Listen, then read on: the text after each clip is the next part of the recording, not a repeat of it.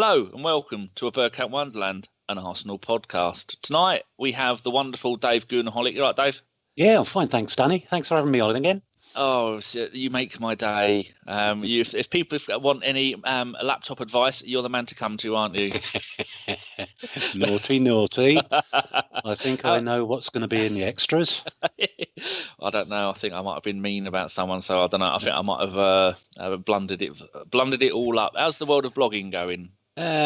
Slowly, because he's just recovering from the international break. So we've had the Bournemouth game to write about, and I've got a preview to do tomorrow night for Thursday. But otherwise it's nice to have a couple of nights off. Good. Where can people go to read your wise words? www.goonaholic.com. Wonderful. And also, if anyone's buying anything from Amazon, go and click on his link and go through there. I'm the only one who does it. And me single-handedly and buying Tassimo, you've had enough to retire, haven't you? That 0.00001% they give you. Exactly that. Right, next up, it's Josh, our man up north. Are you still in hiding, Josh? Yeah, I'm looking for a password at the moment, just to try and get in. So, no, don't bring up password gate.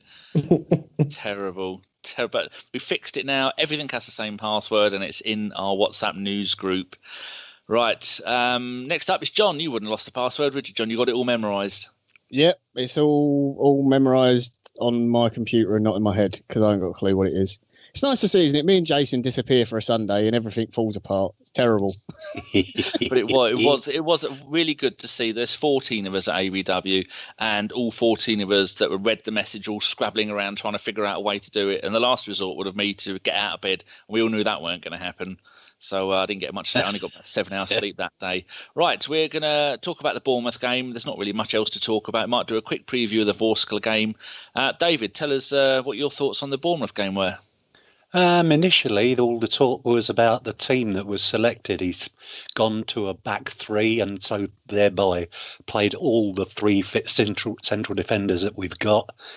And interestingly, left out Mesut Ozil, which proved to be probably the right team selection, given the outcome of the game. But we made a worrying start again. Luckily got gifted an own goal by Lerma, which came against the run of play, in all honesty.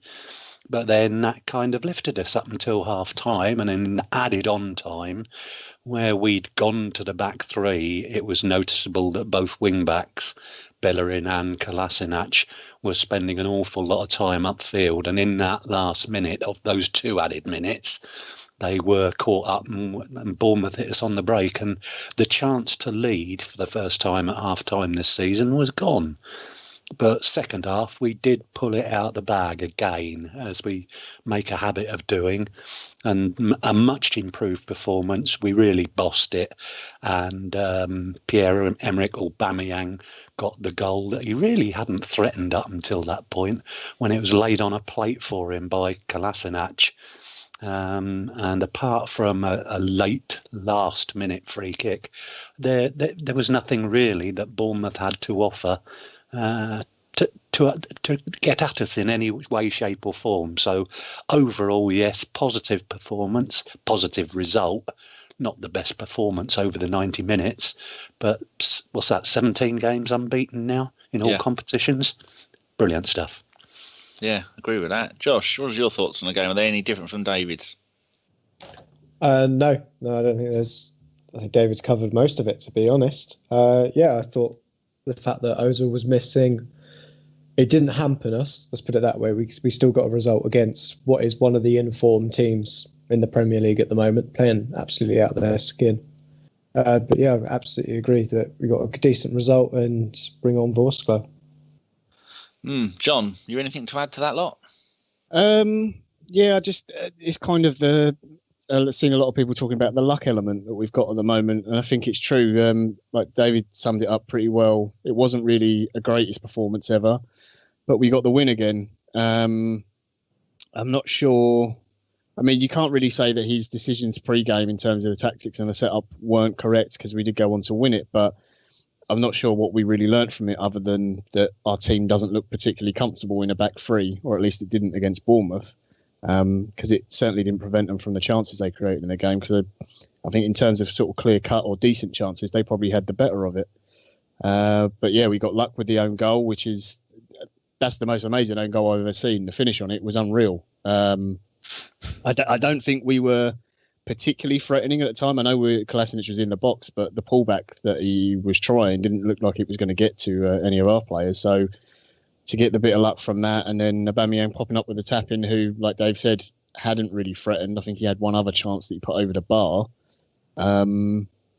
It's good. I'm pleased we're getting results. The worry for me is that we're a bit further on into the season now, and we're still doing this, starting very slow. And it's clear we have some sort of personnel issues in certain areas as well, just so you can kind of see from the selection of the day. Yeah, David, John was just saying about us starting slow. Do you ever remember a season where we have been this slow to start, let alone this far into the season and yet to be winning at half time? It's not something that I ever think that's been. I mean, the stats for everything now. Is there an XG on Arsenal winning before winning the game at half time? Because there's an XG for everything at the moment. Yeah, there was a spell 3 or 4 years ago when we'd had a string of poor results against fellow sides in the top 6. When Arsene Wenger decided, I think it was Manchester City away, where we went there and we kind of sat back, took it all, and then just came out and nicked the game. And we did it again to Manchester United, I believe. Chelsea, we got a draw out where we usually got beaten. And we seemed to... It's not starting slowly, but we were absorbing pressure because we knew that we were always caught on the break by those sides. But I've not seen us consistently, game after game after game, start with such a lack of pace is really what it's all about. We're not moving the ball quickly. We're moving it very deliberately, trying keep hold of possession, trying to draw the sting out of teams that way. It seems to be something that's being done on purpose. It's happened too many times. The only game I can really recall, well, there were 2 where we started off out the blocks. Everybody was whacking Fulham, and we did. And then I thought against Liverpool, we started quickly because we had to, because it was Liverpool. But otherwise, it seems to have been something that's ingrained into the team. And I hope I'm wrong. We certainly had that spell, didn't we, a couple of seasons ago, where we were notorious late goal scorers. So perhaps that's one of the things that this team's still kind of got about it, that we've got that ability to score late on. So getting a goal early isn't necessarily a problem for us. We've always been a patient team under Wenger for trying to carve out opportunities. So as you say, David, it obviously looks like it's systemic as well. It's not coincidence that this stat has reared its head, but the fact that we have become a team that used to score, 93rd, 92nd, all added time goals really to snatch points from teams, almost shows that this is just something that we're now highlighting, where before the issue was there, but in a kind of different way. I think it's more the contrast in terms of performance between first half to second half in games is the big thing for me. I understand starting slow sometimes. I think David's right. The pace of the game always seems to be much lower in the first half for us. But sometimes even just pass accuracy and things like that. I'd love to know, we should have done this before the show now that I've thought about it, just like what our sort of passing stats are first half compared to second half. Because we just don't seem to be playing particularly well either. It's not just the pace of the game, but some of our passing seems to be off, and understanding and positioning and stuff, almost as if the team isn't, not that they're not well drilled enough, because in second half they clearly turn it round, but they're kind of either lacking the concentration in the first half or just the impetus to do it. And at the moment it's fine, it's working out great because we're getting wins. I just worry about when we play the so-called better teams, what it will do for us, because you've seen so many games this season where if other teams had taken their chances against us, we would have a few more draws or maybe losses than we would have wins. And the bigger boys tend to take those chances, whereas someone like Bournemouth maybe doesn't. David, something I was thinking about. You know, when we first moved to the Emirates and everyone was shoot, and the fans were really starting to get fed up. Has that started to happen yet? Because if the fans are not getting annoyed, then and we're not losing, is it really a problem? No. If you're the only one here that goes regularly. No, but I'll say that qualified because if you start slowly this coming Sunday, for example, and don't get the first goal and don't get the result, then it becomes a problem. It will be an issue. It will be, oh, look what we did again, and this time we've come unstuck. So that's well, I'll tell you what concerned me more on Sunday at Bournemouth was that because the high press was so effective by Bournemouth, Lino was even quicker than Cech to launch the ball long, and every single time it came back at us. And that's where we missed Alexander Lacazette on Saturday, because he's the only player in the side who can play with his back to goal. And it's why we still obviously miss Olivier Giroud, but there's no point in missing him anymore. He's gone. But we haven't got a player who we can kick long to. And so we were just handing possession back to Bournemouth. Worrying. Yeah, it is a little bit worrying. A lot of I've seen quite a few tweets of people saying they'd like to get Giroud back on loan in January. Do you reckon that's got any legs? Anyone? Don't think Chelsea would send him No, back. I don't think so. He's quite, although he's not the typical Sarri striker, the fact that he can link up play so well, and Hazard seems to like playing off of him.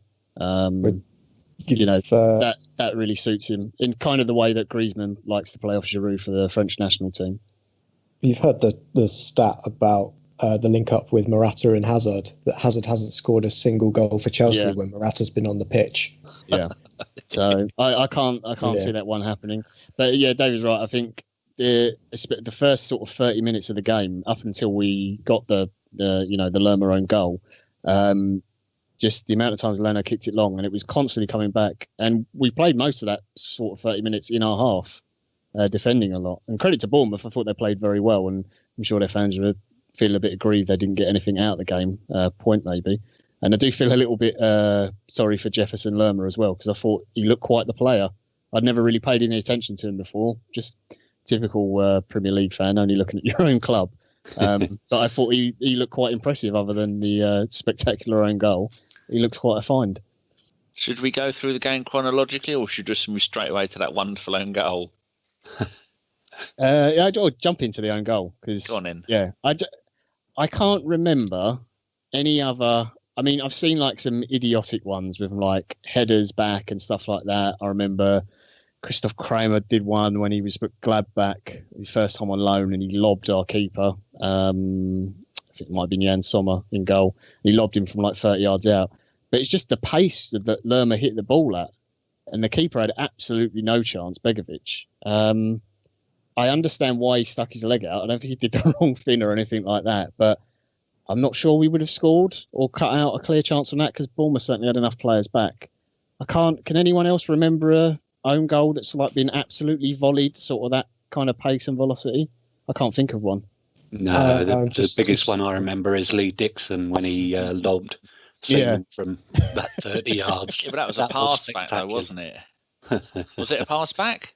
Well, it must have been, but it wasn't a clearance, though. That was when you were still allowed to pass back to the keeper, the good old days. I think. Yeah. The only one I can think of is maybe the many own goals of Tomori, who I cannot think who he's at the moment, but he's very prone to knocking one back to the goalkeeper at a hell of a rate of knots and putting it in his own net from 30 yards or so. Yeah, I mean, that was... Arsblog talked about it, saying we're riding a horse called luck at the moment. I mean, because that was a real freak goal. It did honestly come out of nothing. Because I didn't get to watch the game live, so I knew the result already. So I got to watch it afterwards, kind of a bit more relaxed. I was like, okay, we've already won. And I didn't know who'd scored or anything else, so I'm watching it and waiting to see a goal. And I knew there was one around 30 minutes, and it just came out of nowhere. I was in complete shock. I was like, what? What's happened there? I thought he kicked it and it's come off a defender or bounced in or something, because it happened so quickly. Oh, no. They showed the replays. Yeah, unreal. That was the non-spoilery result kind of thing I gave to you, wasn't it? Was we're still riding this luck train. Yeah. So that's all you need to know about this game. we just rode on. Yeah, I asked in the WhatsApp group, is this going to be dreadful to watch? And Josh said, it's not the best game to watch, but just watch the luck, see what happens. And he wasn't wrong, because that is amazing. I'm still scratching my head over how that went in, but yeah, great finish. I was on with Mike and Andy, and they're renamed the Gunners Podcast. Go Google that, people, and go and have a look. It's magnificent. And I said, if you'd have got any football fan and just said, right, I'm going to show you like a 7-second clip. Tell me how good you think this goal is. And you'd show them. They go, wow, that's a great goal. And I go, right, now, watch it again and see which team he scored that against. And you go, that's an own goal. Oh my God! If that had been a normal goal, you'd have thought, wow, that could be up there for goal of the month. And I think if Match of the Day have any cojones about them, they will put that up for goal of the month, and then it will win. It is brilliant, but they won't do it, will they? It was. I think Dave was right in the way he said it as well. It was definitely against the run of play. So I don't think we hadn't really tested them. And Bournemouth, to that point, I thought Callum Wilson and Josh King were, really, they hadn't made too many clear-cut chances, but they were stretching the defence and pulling us about. And they were definitely finding the gaps between the wing-backs and the centre-backs, making those runs in there. I thought a little bit too easy at times, to be honest. We had one chance before it. I'm just thinking, because didn't Torreira hit the post? Oh yes, yeah. That was very good. That was the only effort I can remember before the goal. Same post they hit as well later on in the game. Yeah, it reminded me a bit of. Do you remember when Arteta did the thing where he broke from midfield? He nicked the ball against Man City, and he sort of knocked it on and then absolutely levered it in. Yeah. It kind of reminded me of that, because Torreira just nicked in, and I can't remember who won the ball off now, but it's good interception. The space just opened up for him. But yeah, he's got that in his locker. But he was extremely unlucky not to score that, because Begovic was getting nowhere near it. But that was our only shot, I think, sort of on target as such, up to that point. Yeah, he had another go a couple of minutes later, and it was miles high and wide. Yeah, it says here we had 4 shots, 1 hit the woodwork, and we had 5 shots blocked. So, but shots in total, we had 20, they had 11, but most of those were off target. I mean, we had 11 off target compared to their 2. But for the away team, Henrik Mkhitaryan, you won't be surprised to hear, had the most shots with 7. Pierre with 4. Junior Stanislas with 3, Iwobi with 3. Just looking back at our recent run of games, would we agree that Bournemouth were unlucky not to get a draw out of that? Everyone agree on that? Absolutely. Yeah. What we've completely overlooked is the fact they scored a goal that was given offside. Yes. Yeah, that as well, yeah. I do have some sympathy for the linesman, because I thought it was at the time. You're not meant to be looking at players laying down, are you, when you're looking for offside? Yeah, we're trying to be nice about players, but yeah, Mustafi might have been on the floor at that point. If you're a linesman and you're worth your salt, you will know that Mustafi does spend quite a lot of the time laying down, and maybe move your eyes from being level with everyone else's head and just look down a little bit next time, especially when it gets icy, which is probably what had happened. It looked like an icy pitch. I don't know if anyone else realised that, especially around the 95th minute. Oh, it's terrible. Really icy and an isolated. Got a wonderful beard though, and he's one of my favourite players. At Wolves, we were lucky to get a draw there, weren't we? Yeah. Well, I don't know if you look at Huddersfield.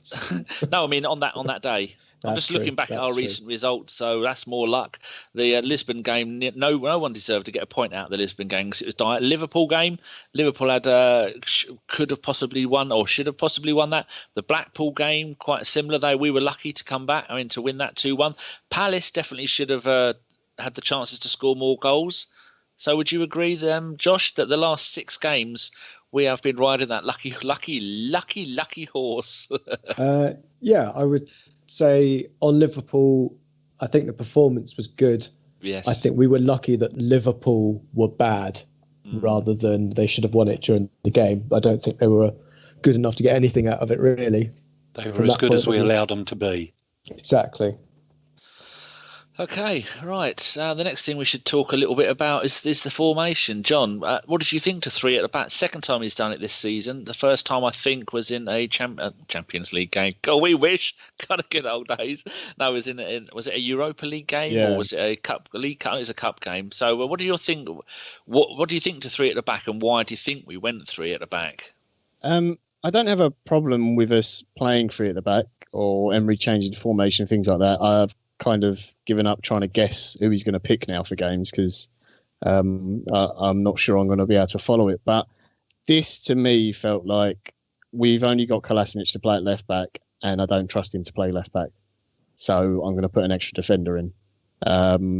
Yes, there is an element of you're playing Bournemouth and they play two up front, and that's a little bit strange for the Premier League. Not many teams do that. But it kind of felt like the whole team was shifted a bit to accommodate him. And also maybe the fact that Lacazette wasn't available.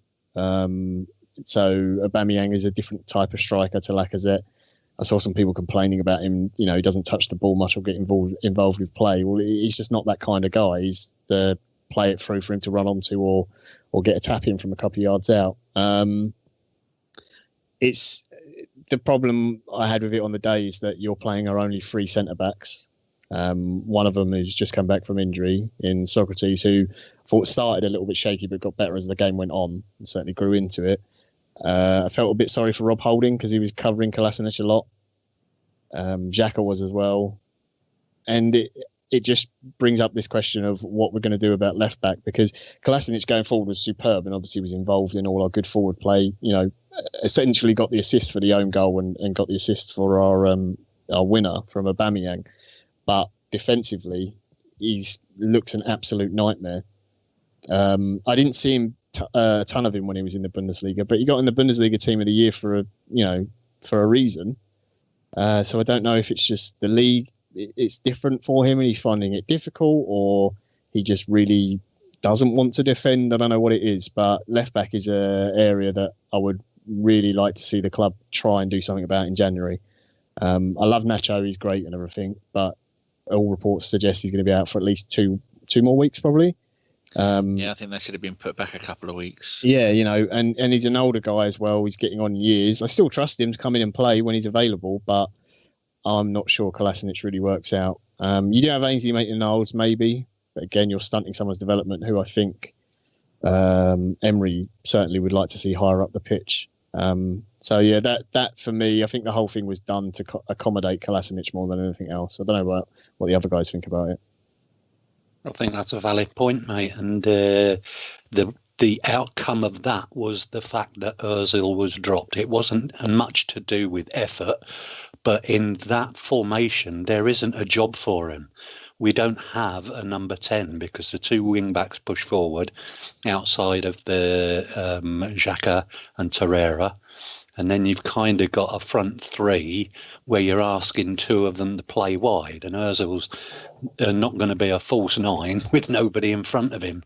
So I think that was the only reason why Mesut was dropped. And I think you're absolutely right.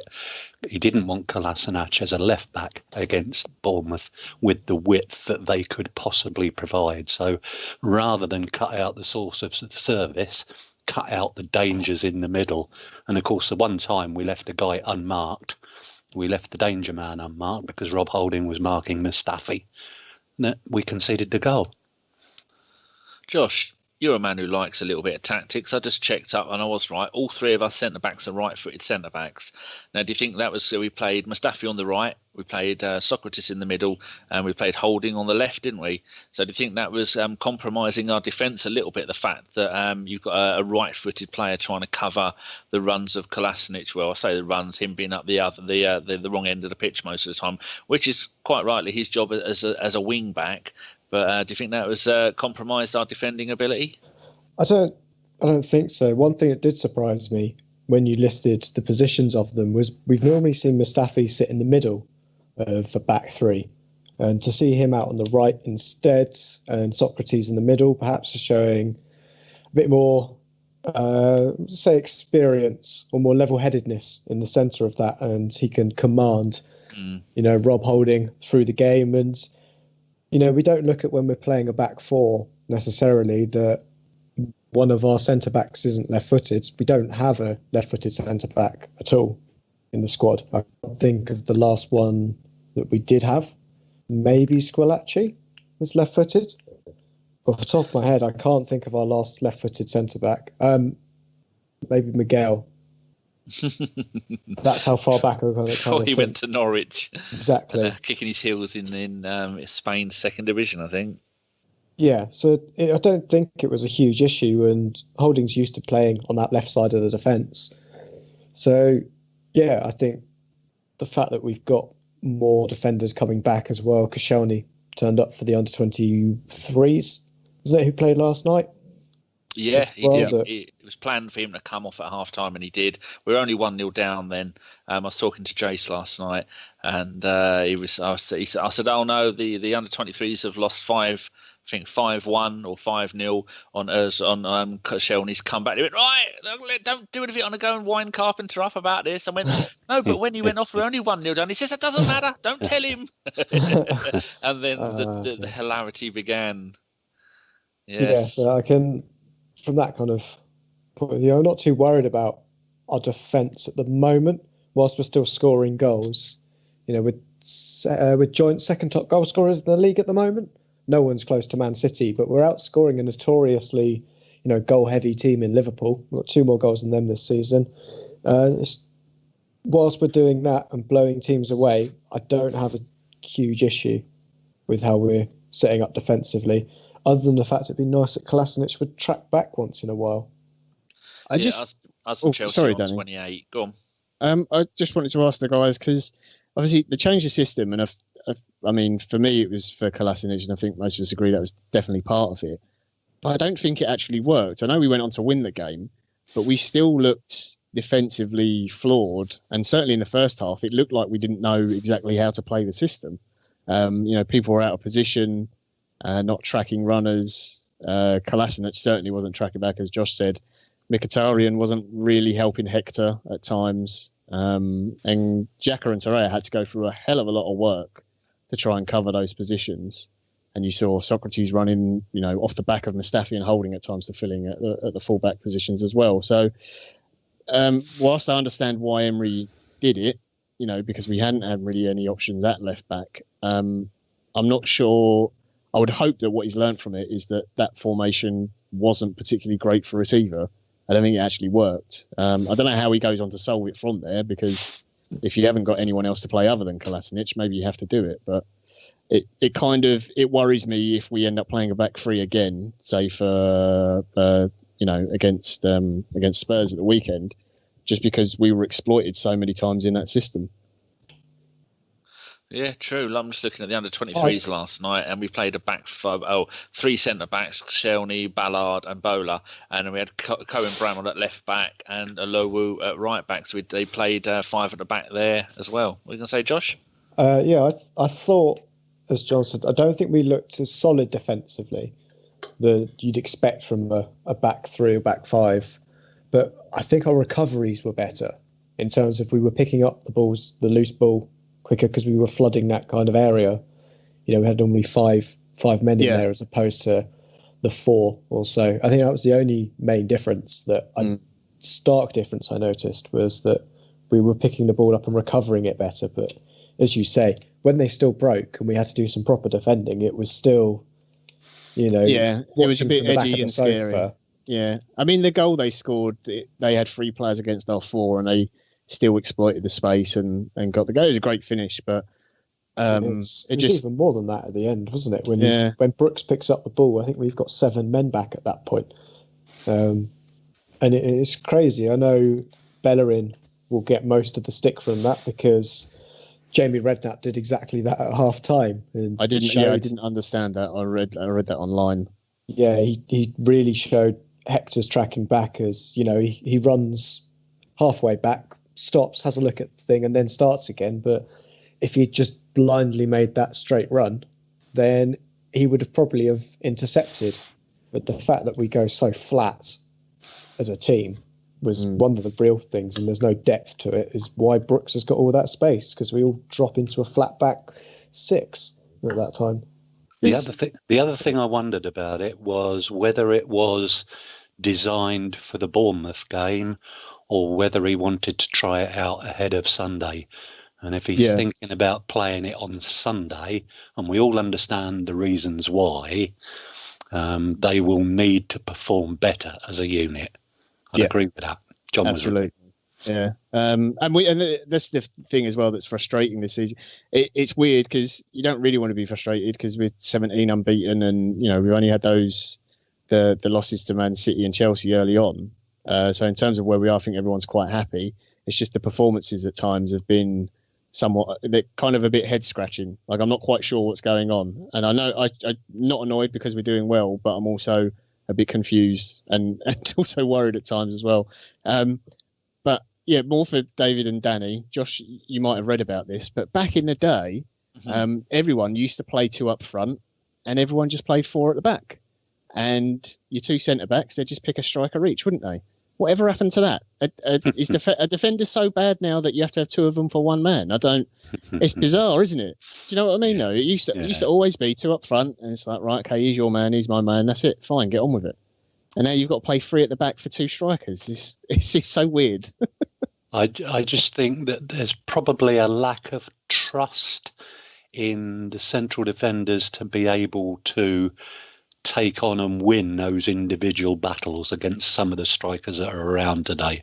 There are some absolute crackers, and if we're talking about going way back, then the difference in fitness and strength and conditioning these days, some of these strikers are absolute monsters, and we saw what Didier Drogba did to us year after year. Oh yeah. So I wouldn't compare the 2 eras in that way. I think the good players in the old day would still be good players today. Yeah, but they'd have to change their act big time. I just can't imagine someone saying to, not even going that far back, like John Terry or Rio Ferdinand, you know, Adams, Keown, whoever, saying to him, "Oh, you need another man with you to deal with this striker." They'd bite your head off. It'd be an insult almost. Yeah. When you look back, you were saying about them days, that like last season, top goal scorer 32, season before that 29, 25, 26, 31, 26, 30. You go back to the days of the late 70s, early 80s, top goal scorer would be 14, 15 goals a season. If no one would, I mean, apart from when Ian Rush was the first one, wasn't he, Dave? Where he'd come in and he would absolutely get so many goals, but their entire game was all about giving the ball to him. And the first time I remember it at Arsenal was when we bought Alan Smith. And then Alan Smith, when we brought Ian Wright in, Alan Smith gave up that role from scoring 20, 25 a season and became the supplier to Ian Wright. And then Ian Wright went on and did it. But no one. Do you remember a time before Alan Smith, before when we were getting top goal scorer, getting 25, 30 goals a season? Yeah, absolutely. Back in the early 60s, early to mid 60s, when we had a forward line to die for and a little centre forward called Joe Baker, who I've happily seen a couple of articles about recently.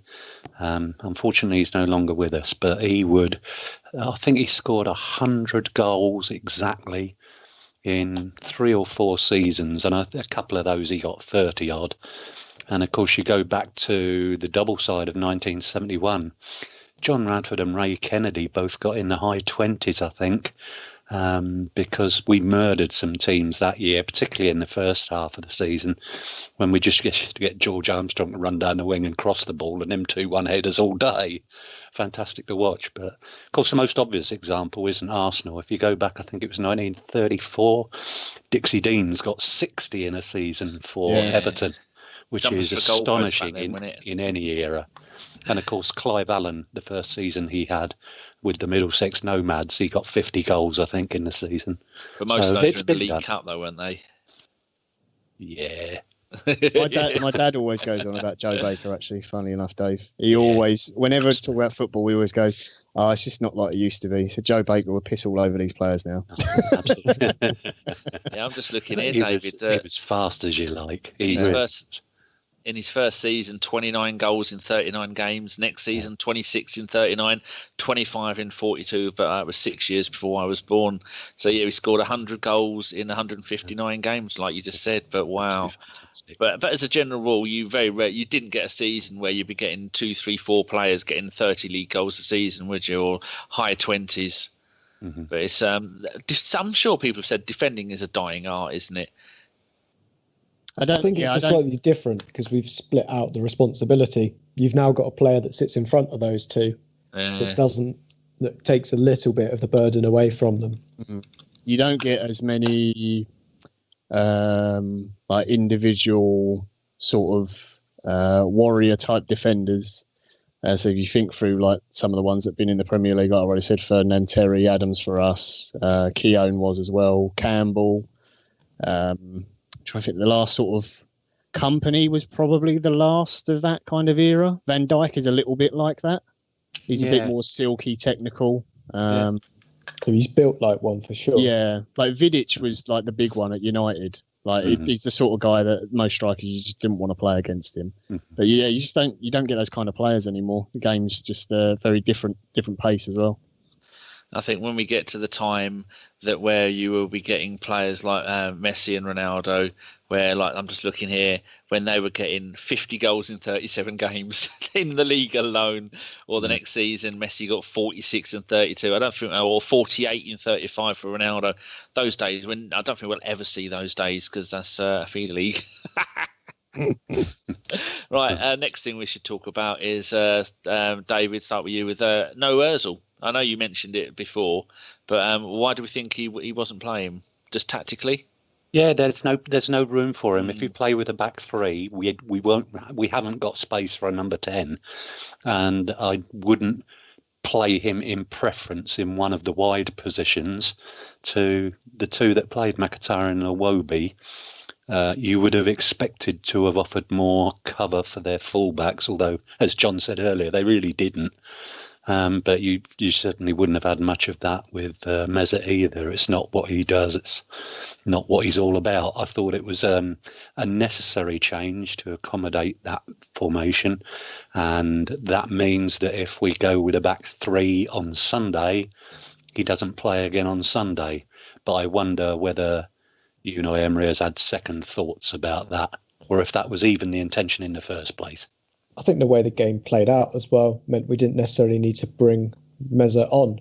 I think if we were struggling for another goal, or it was still 1-1 come 70th, 80th minute, then we would have seen the introduction of Mesut Ozil to grab that goal. But at no point during the game, your Ramsey. Exactly, there wasn't really a requirement for him to come on.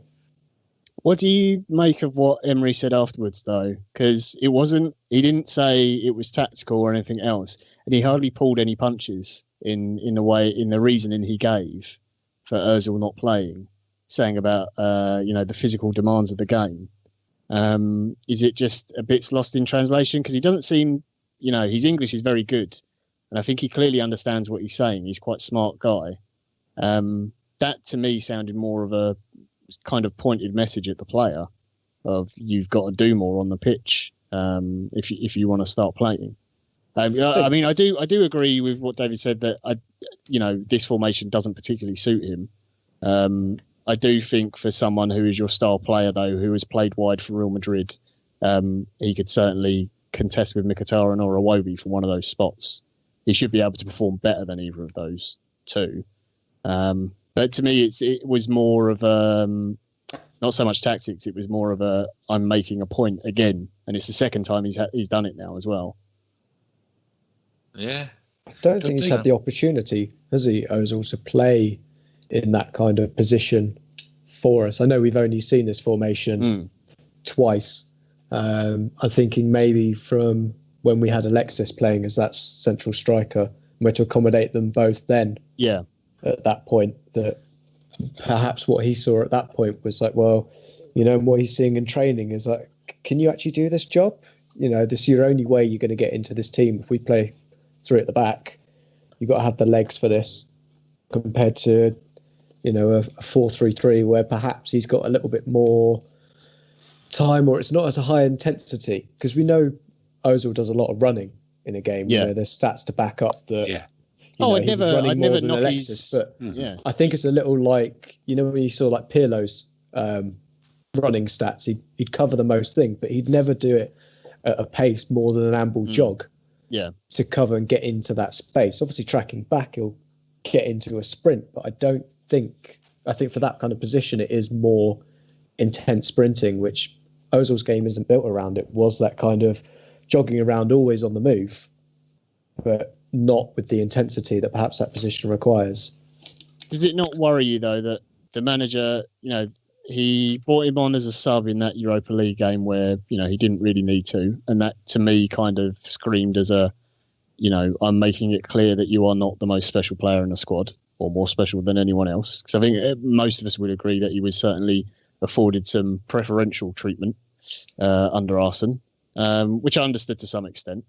But the fact it's happened again, he's given his clear reasons why he's dropped him. It's a little worrying, isn't it? That's a player we've invested so much money in. He's our star man, sort of big name player, and he can't play away at Bournemouth. I mean, Bournemouth are hardly physical in a Stoke term, and they're certainly not the hardest runners in the league. I would expect a lot harder running against Tottenham, for example, this Sunday, or against Liverpool or Man City. And he's played in those kind of games before. So it just worried me a little bit. That was all. Just the way Emery, he didn't pull any punches with his statement. And it kind of annoys me that, we're in this position with Ozil. Because I do think it's hamstring the club a little bit. Do you remember when Pep came into City? Mm-hmm. And he did this to a particular star player of theirs, their all-time leading goal scorer, and dropped Aguero constantly because he wasn't doing what he was saying. I think we're just seeing, the same, really, with our star player. That, there's a manager that's coming in and, under the likes of Pellegrini and Mancini, you've got this world-class striker on your hands, so you're going to give him a bit more room to breathe. How Mancini dealt with the Tevez incident. Yeah. He's going to be open to his goal scorers, and having Guardiola come in and read him the riot act I think they were just seeing a similar thing from Emery here. I don't think I appreciate that Emery's doing it. I actually like it. I think that's a good thing for the team, that he's willing to drop whoever it is, because the most important thing is winning the game. And obviously, in this case, it worked. I didn't have a problem with him dropping those. I don't have a problem with him dropping any player, for that matter. I think that's the manager's job, and he should have the bottle to do it. So I'm glad he has. I just think it's worrying having a player on that much money a week, and that he's not good enough yet to play against Bournemouth. Like if they said, say we do play a back three on Sunday, and Ozil's suddenly in the team, then it begs the question of why didn't he play against Bournemouth? It's not like he had an international break where he was performing with Germany or anything like that. Mm-hmm. Good points. So, do you think we should be worried about the fact that Ozil, I'm just looking here, he's only played 12 of our 19 games this season. He has no international football, and it's a little bit weird that in that roundabout 10 position, both Ramsey and Ozil, who are the two people that you'd pick to play in that position, both of them are having I'm not going to say a terrible season, but they're not going to have the kind of season that it seems like most other people in the team attacking-wise are having good seasons. Is anyone worried by that? And do you think he could see the exit for Ozil? Because I was listening to another pod today, and they said that I think he said in a book that his happiest time of playing was playing under Jose at Real Madrid, and Jose has got money to burning a hole in his pocket at Man United. Could we see a swap deal with Sanchez? Oh God!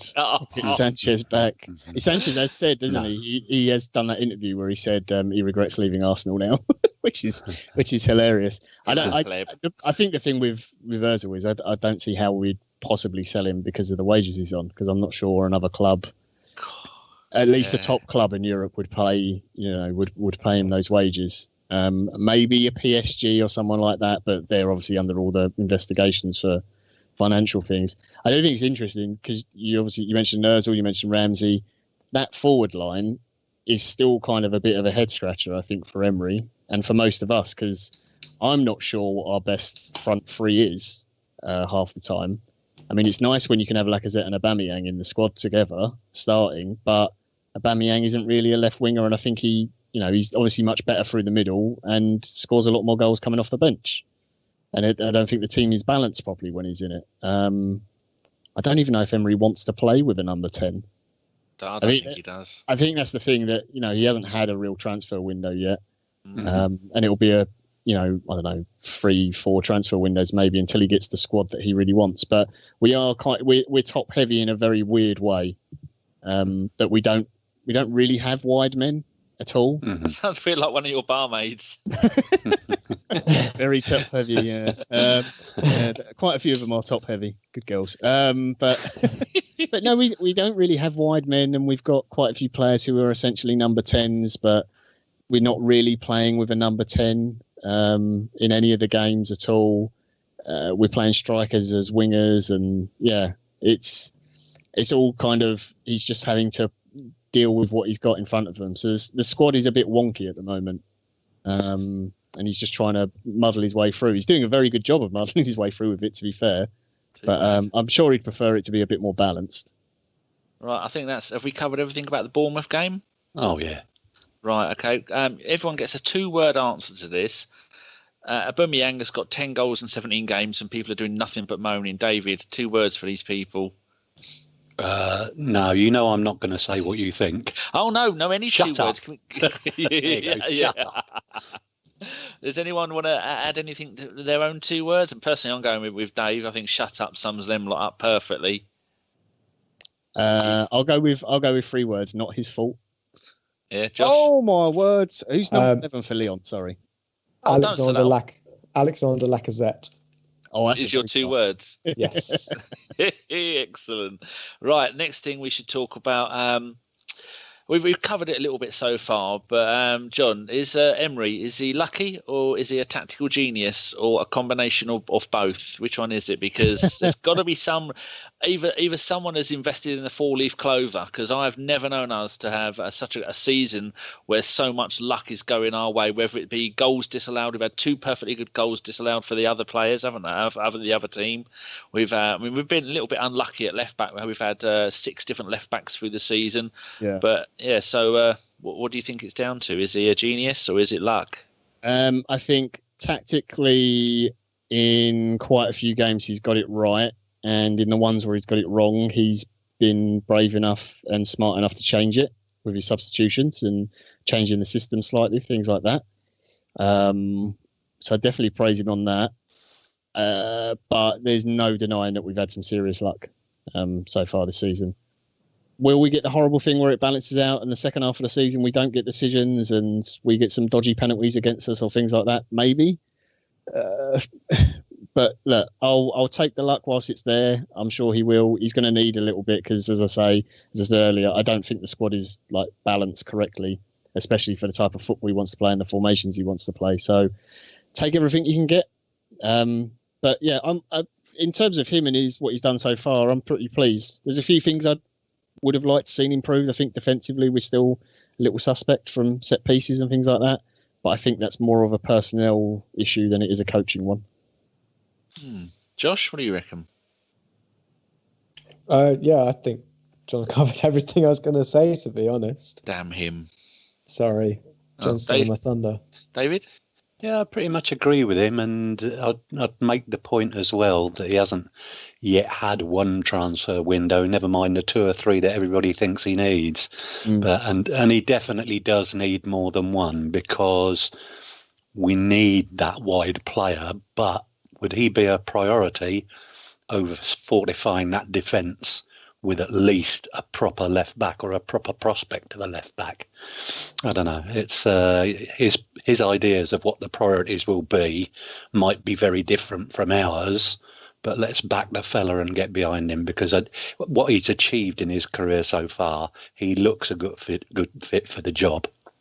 I was about to accuse you of witchcraft, David, because that was my very next point. Then I realised actually I've put it all in our chat box, haven't I? So, Josh, left back is a bit of a problem for us. John said at the beginning of the show that the Monreal situation has been put back another couple of weeks, which is probably for the best, because a man of his age, I say of his age, geez, I've got socks older than him.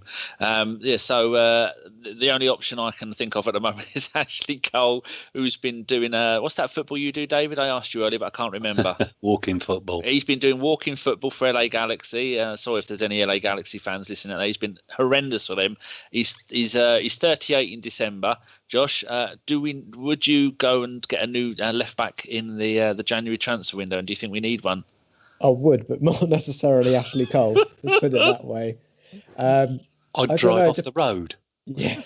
I remember when when the Emirates first opened and Ashley Cole had left, there was a bloke who used to sit down by the big concrete Arsenal sign with a CD playing Ashley Cole is a fucking arsehole. He had a load of songs all based on Ashley Cole. Go on, Josh, I won't interrupt you again, sorry. Thanks. I think with the left back, I was going to say it depends on, who's Dortmund's left back at the moment based on our current transfer policy. But yeah, we do need to get hold of one. I like the look of Ben Chilwell, to be honest. If we're not going to look past the end of our noses in the Premier League, that's someone I'd have a look at. He could be a left back for a good number of years for us. And Nacho, a little like Lichtsteiner, hugely experienced player for us. Who did you say? Like Lichtsteiner? Lichtsteiner. Yeah, Oh, no, you didn't. I thought you said a name, but you haven't said a name, have you? I said Lichtsteiner. Yeah, no, but you're saying you want a left back like him. Is that what you're saying? I was saying that Nacho can be that for us on the other side. I think your connection may have just clicked a little bit because I didn't hear that bit, or I was busy typing. Go on, carry on. Sorry. Anyway, yes, that's what I think. Having an experienced left back that can come in and cover, to let Nacho kind of wind his career down at that point, like we've done with Lichtsteiner, and having Bellerin and another on that side, because I don't think it's really worked with for us with Kolasinac, which is unfortunate. But looking back at it, we got him on a free. If we're going to sell him for an amount of money, that'd be good, and get another player in that, you can't say he was awful for us, but, you're having to wonder whether or not his middle names are Andre Santos. Oh, ouch. If only Chris was here, we could go to Wikipedia and just reel off the name of every League Two left back. But in his absence, John, can you think of anybody that we can get in? I like the Chilwell bloke. I think he's good. But doesn't he just signed a new contract? I think he signed a new contract, or he did last season. I'm not sure. I think he's on a long-term one. I'm not sure we can afford him, which kind of sounds weird for a Leicester player. It's just because he's English, so you get that ridiculous premium on price. I can't think of a left back off the top of my head, but it's definitely a position we need to look at. I think it has been for a while, to be honest. We've had problems there for a long time. Nacho has been doing that job pretty much single-handedly for I don't know how many seasons now, with different people coming in and out and trying to help out there. Maybe Gulam at Napoli. I don't know how old he is now. He might be really old. It's been that long. It's the only one I can really think of off the top of my head. He's 27. So, yeah, he's very good. Attacking fullback. Experienced. Obviously played Champions League, that kind of thing. So he'd be a decent fit. I think clubs have looked at him before, but he's the only one I can think of. I'm sure there's tons of others. Yeah. Oh, and sorry, just if anyone was paying attention to me when I shouted "Ooh, Leon," number 11 is Depay, who missed a 2-yard sitter against Man City whilst I was watching. Oh dear, Dave. Monreal is 33 this February. As much as he has been one of our most reliable players over the last 3, 4, 5 seasons, whether it be he outscored. Who did he outscore last season? Some striker. I mean, he got 7 goals, didn't he? And some striker, I can't remember who it was, only got 6. Alexis Sanchez. Was it? Okay. I think so. Yes. Yes. So, what's your thoughts on the left back? Do we need to go and get someone to replace him, or someone as a backup? Because this has been quite a long-term injury. I mean, he's played 10 games this season. Yeah, it doesn't look as though we've got a ready-made replacement coming through at the moment. Cohen Bramall played last night, and I don't think he's going to make it. In fact, I think he's only here because wasn't he injured in the summer, so we couldn't farm him out or couldn't sell him. Yeah, he got injured at Birmingham last season with the corporal.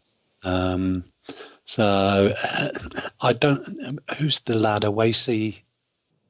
Who's the other one who's injured at the moment?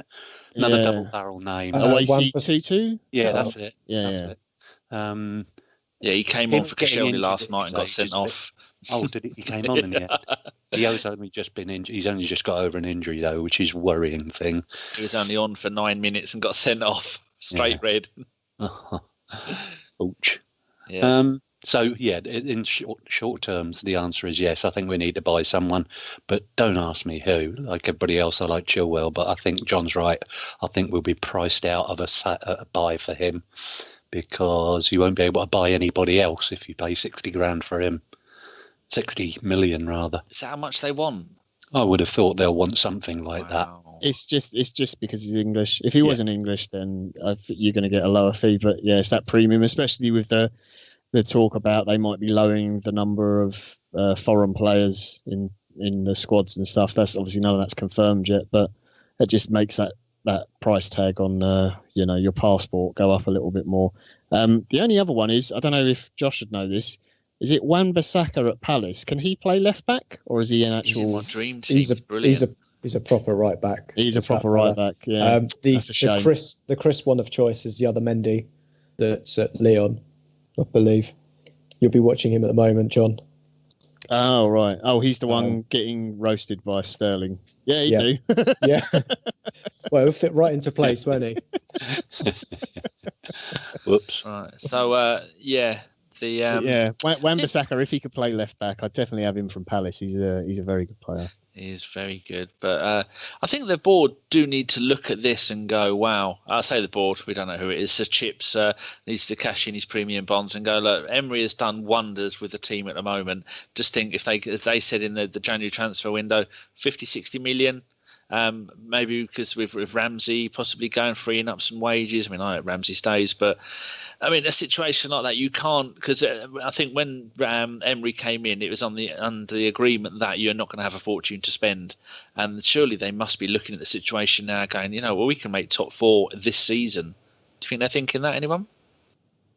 Yeah, I mean, I don't know how many members of the board really look at the football side of things. I think is the issue. I think they will, if money doesn't come in, obviously Kroenke knows how much money was coming in from Champions League and things like that.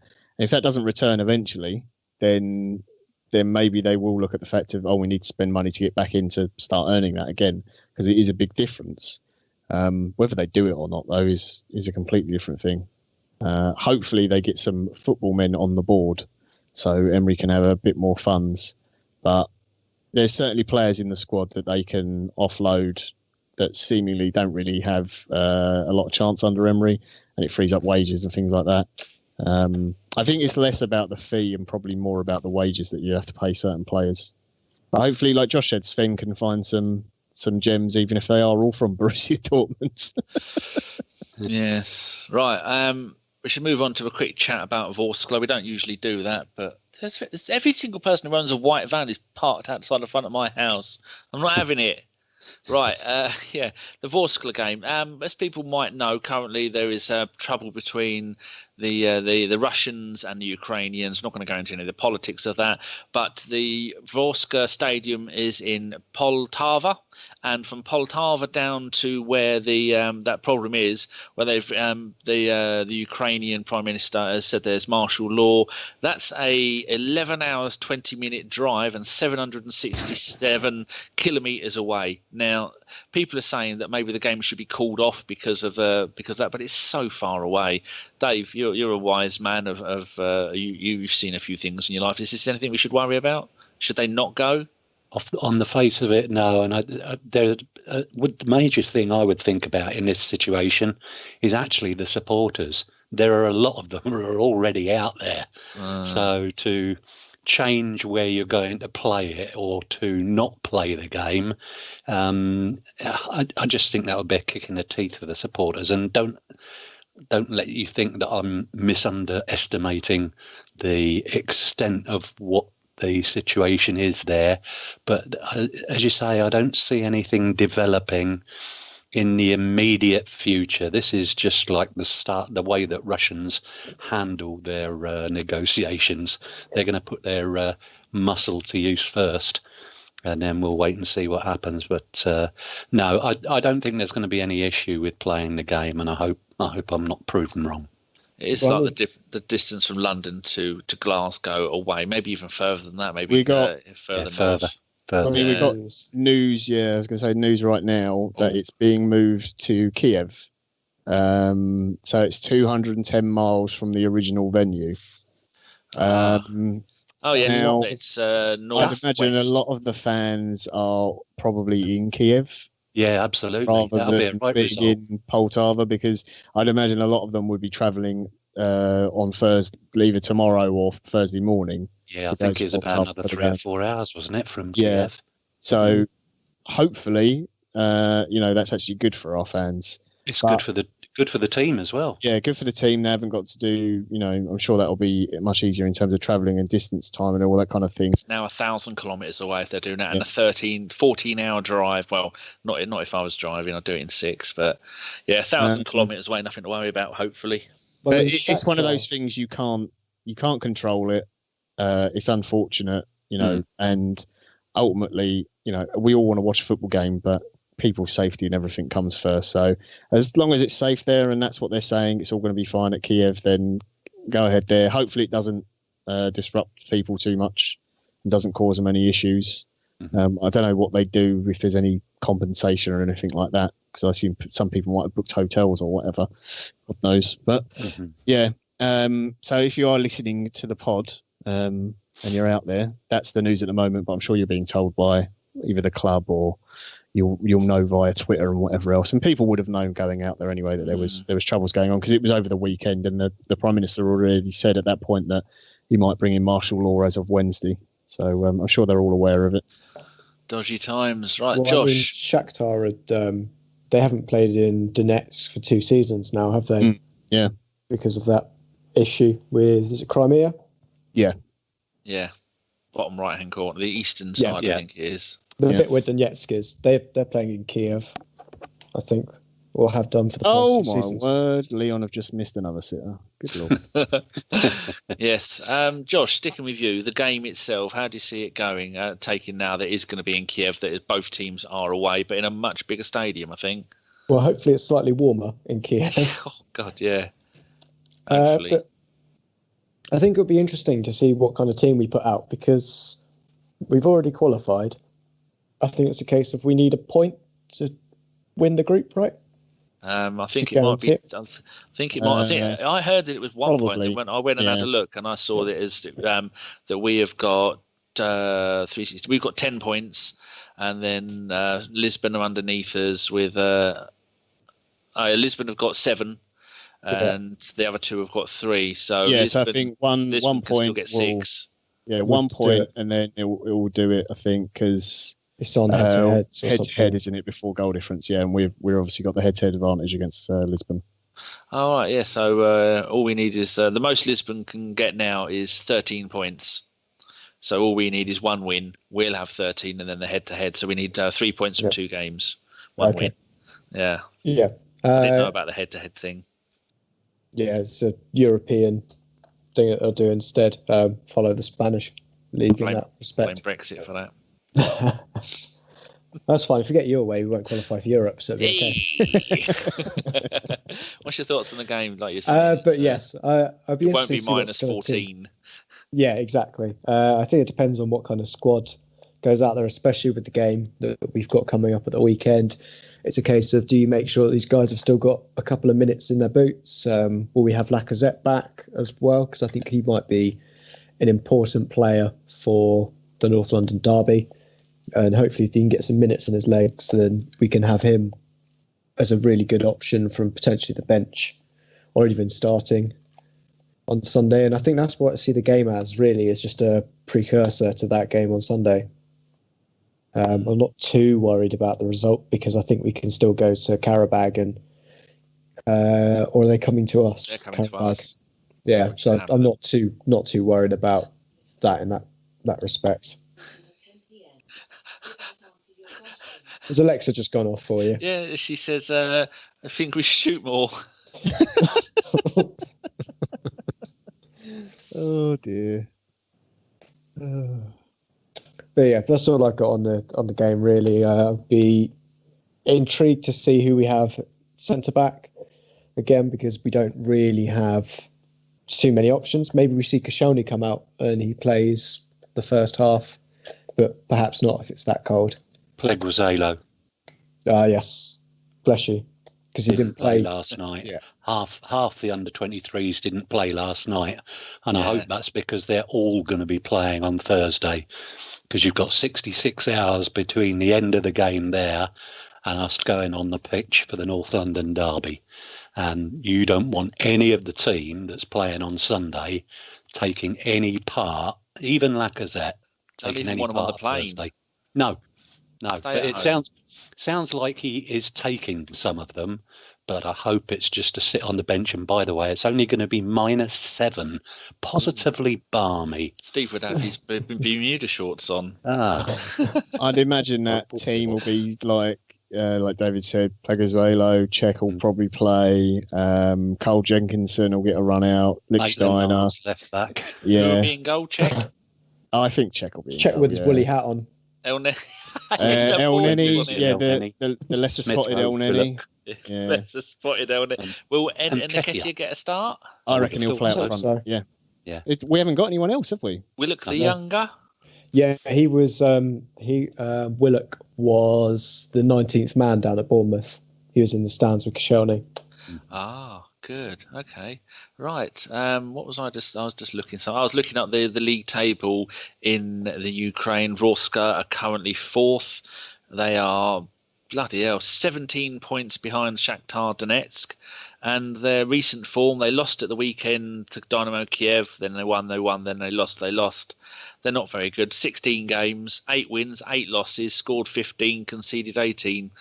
They're not very good, are they? So it should be the boys, the kids should do all right out there. Anyone want to mention anything else about that game before we move on? Maybe Emery will take the night off. Let Steve Bold run it. I don't know. Yes, actually, that's good job you said that, because that's actually one of the questions we can ask that now. From Fred, should Emery send Steve Bold, Bold, thank you, and the kids to play against Vorskla? But do you think that's Emery would be sat at home eating some tapas? Sat at home eating tapas, furiously studying videos of Tottenham. And seeing what little deficiencies you can find in their team and stuff. No, I think he'll send most of the kids out. He would still want to win, obviously, because he'll want to keep the momentum going and not losing a game and stuff. But I think, like David said, there'll be a few first team players, but they'll mostly be there just to sit on the bench and not actually play. Maybe if we're comfortably ahead or there's nothing too much on in the game, Lacazette might come on for 10 minutes just to get some minutes in his legs before Sunday. And that'd be it, I think. Okie dokie, right. I think we should possibly move on to listeners' questions. Is it you doing them, John? I'll just put them in the chat box. Oh, is it me? Okay. If you want me to do them, I'll do them. Well, as Josh asked a really bad question that no one has answered, he's getting the punishment of Fife's Fauna. Fife's Fauna and Florna. Oh, dear.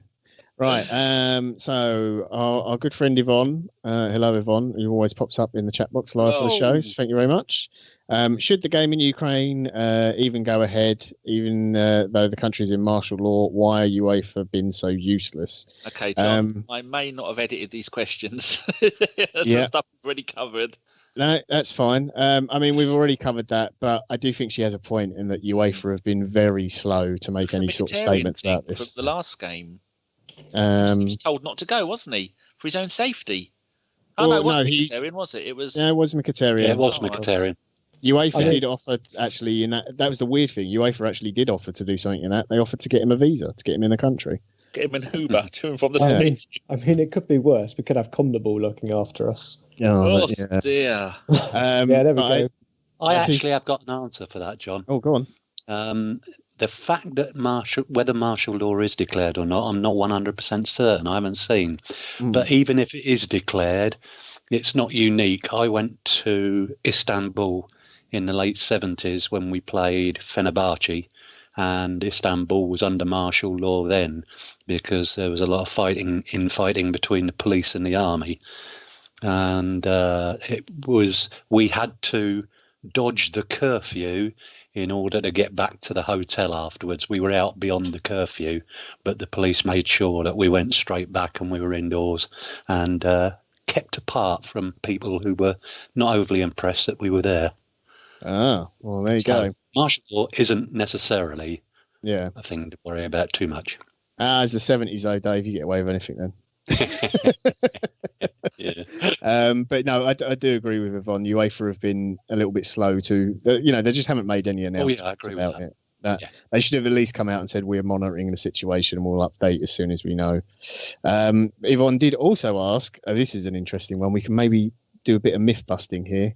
Go on, Danny, you can answer this first. Do you think Mike Dean should be the referee for the North London Derby when he has been a problem?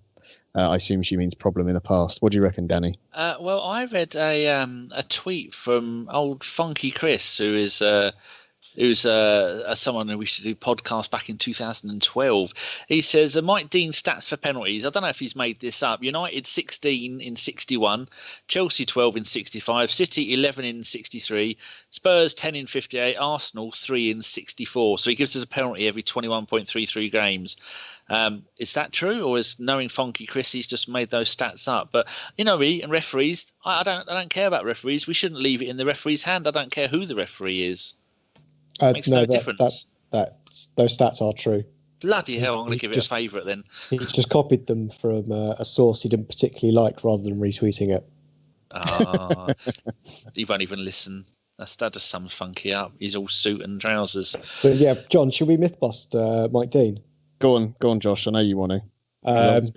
So the last North London derby that Mike Dean refereed, I think everybody forgets because the headlines were made by a certain Mesut Ozil drinking a cup of tea.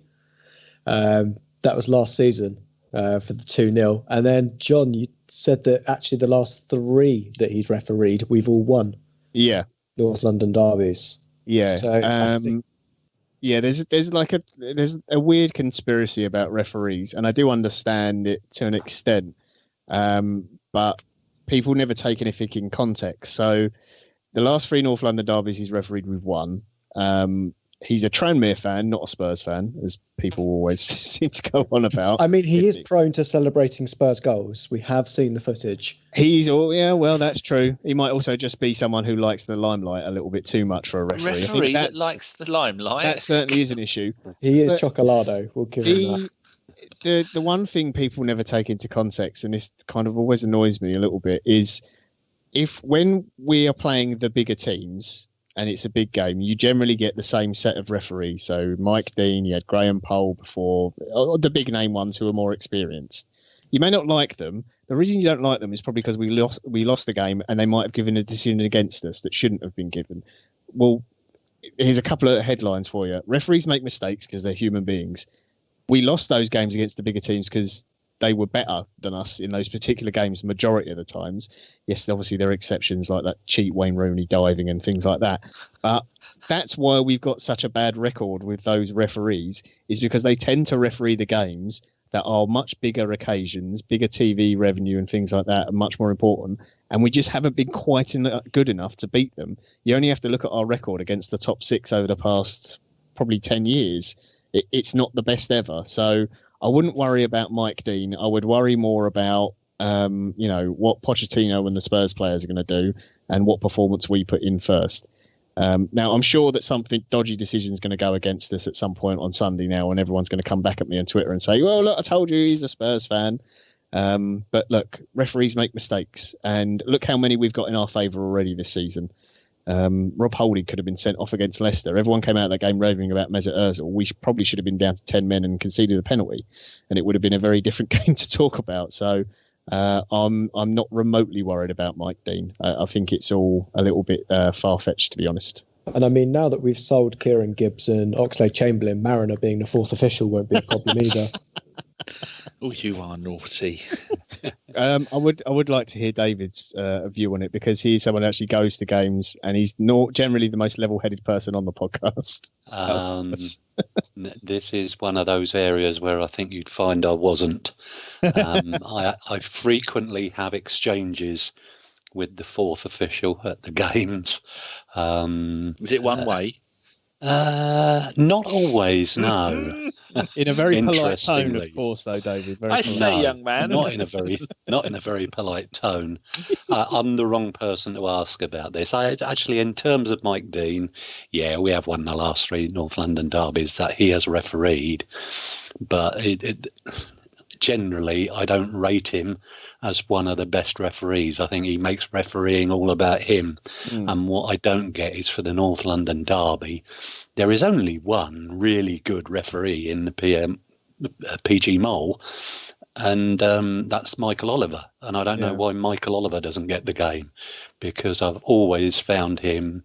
He has made mistakes. He had quite a bad season last season, but they always seem to be, it's genuine. He's taken a view that some of us wouldn't agree with, but generally his standard of refereeing is exceptionally high. That's my only regret for Sunday, but I do quite enjoy the banter that Dean gets from people who are obviously making fun of the appointment. Yeah. But some people are a little bit, as you say, Jace, a little bit too serious about it. And it's probably not the best thing to wind up the referee ahead of the game in the way that we do. I think that's the main point. It's more his quality of the refereeing than that he's biased in any way. I just think he's not the greatest referee in the world. No. But anyway, there you go. Thank you as always for your questions, Yvonne. Noir Confidential asks, Josh, you can have this one. Do you think we could use a left-footed player up front? Personally, I thought that a couple of times we had some space near or inside Bournemouth's penalty box in areas where a left-footed player could do more damage. Is he muted? Josh, come on, what are you doing? Yeah, I know. Amateur hour. Yes, I was going to say, as I believe ABW's resident left-footed player. I think so, yeah. I would have said yes. The balance at the front was, we were missing the normal left-footed player that we'd have up there in Mesut Ozil. Some of the chances, I think, Iwobi doesn't fancy his left foot, and from Mkhitaryan's performance, I don't think either foot was going to help him against Bournemouth. But I'm not sure we're missing a left-footed player further up, other than, say, Ozil, who we've got available. I don't think the loss of Lucas Perez was that big because he was left-footed. I think they are rare for opening up the pitch, and perhaps that's what we'll see coming in, as we'll see another left-footed player come in to the side. But I don't think it was too much of an issue for that Bournemouth game overall. I don't think we were missing it. Fair enough. David, Noir Confidential, also asks, I keep thinking about Petr Cech's future recently. What do you think his next club is going to be, considering he wants to stay in London for family reasons? Could you see him joining Spurs? Not a chance. He doesn't drink enough. Oh dear, that's very good. Very good. I like that. There you go, Noir.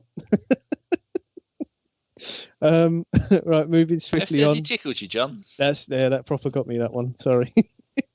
We got one from Jamie. No Twitter at, because Danny hasn't put your Twitter ats in. So sorry, people. I just realised that. Oh no, I don't put Twitter ats in anymore because they're usually something offensive. Yeah. There are some fans. So Jamie asked, it's for you, Danny. Thoughts on Kolasinac? His 2 assists on Sunday at left wing back seem to have blinded people to how useless he is defensively. In my opinion, his no-show in defence was the reason we conceded the goal, and see no defensive traits he can offer our team. Think I'd rather Xhaka fill in at left back or left wing back. Wow. What do you reckon? That's utter nonsense. How dare you, sir? It wasn't his fault, because the attack that they scored from came down our right-hand side. It all started with Iwobi pirouetting on the ball like a ballerina, and then Bellerin standing in the middle of the penalty area going, give me the ball, give me the... Oh, what? They've got the ball and they're running down the right-hand side where I should be. No, nothing to do with Kolasinac at all. Much like Xhaka has had grief for 2 seasons because we were playing as defensive midfield when you're not a defensive midfielder. Kolasinac, you can't play him at left back because he's not a left back. He showed what he can do with his magnificent crossing, and he did some really good crosses against Bournemouth if you play him in his best position. It's a little bit like playing Cech up front. Well, he's big, he's got a nice hat, but he's not a striker, is he? He's not no good at playing up front. Play people in their proper positions. I think Kolasinac did really well at the weekend, but the problem is we don't play with wing backs like that, especially because it lets Bellerin get us even further forward than he usually is. So, no. But he's not a player that's got a future at the club, because wing backs aren't the future of his tactics. I don't know. I don't agree with you, Dan. Of course you don't. You don't agree with anyone. I agree with Jamie. You would do. You probably are, Jamie. You're trolling me. Yeah, Jamie's at fat. Danny is fat. Is that an EH or an F? Well, I'll let you decide that one. But no, I agree. I think that the 2 assists glossed over what was a very, very poor performance from a left wing back. He's still got left back in his thing. Although he's playing more offensively, he's still got to be box to box, and he just wasn't. He just was not tracking back at any opportunity. And I think that's one of the biggest issues. That I think I said it when he first initially came in. He was just too heavy and had no agility. And he's still just not agile enough to turn around and run back the other way and help. Even players that we might say were notoriously lazy in the, build up to their goal. Mkhitaryan, who's next to Iwobi at the time where the ball's given away, has tracked all the way back. And we've called him lazy. He's there. He's quick, Kolasinac is quicker, isn't he? At the point of which Bellerin started running is the point that Mkhitaryan stopped running. Let's put it this way. He's out of... let's put it this way. He's out of... the reason why, we're moaning at all these players for not being in position or tracking back and then not doing something. We're completely missing the fact that our left wing back wasn't even part of this conversation because he was still doing whatever he was doing up in the opposition penalty area. In Kolasinac's defence, he had to run past the bench, which means he actually had to run round Ramsey's ego to get all the way back to get back in defence. So there. Sorry, Jace. I'll see you later, Boyle. Fail fast asked, Josh, you could answer this as you are the resident England fan, or that actually David is as well. Why is Rob Holding being overlooked by England? He doesn't drink nearly enough.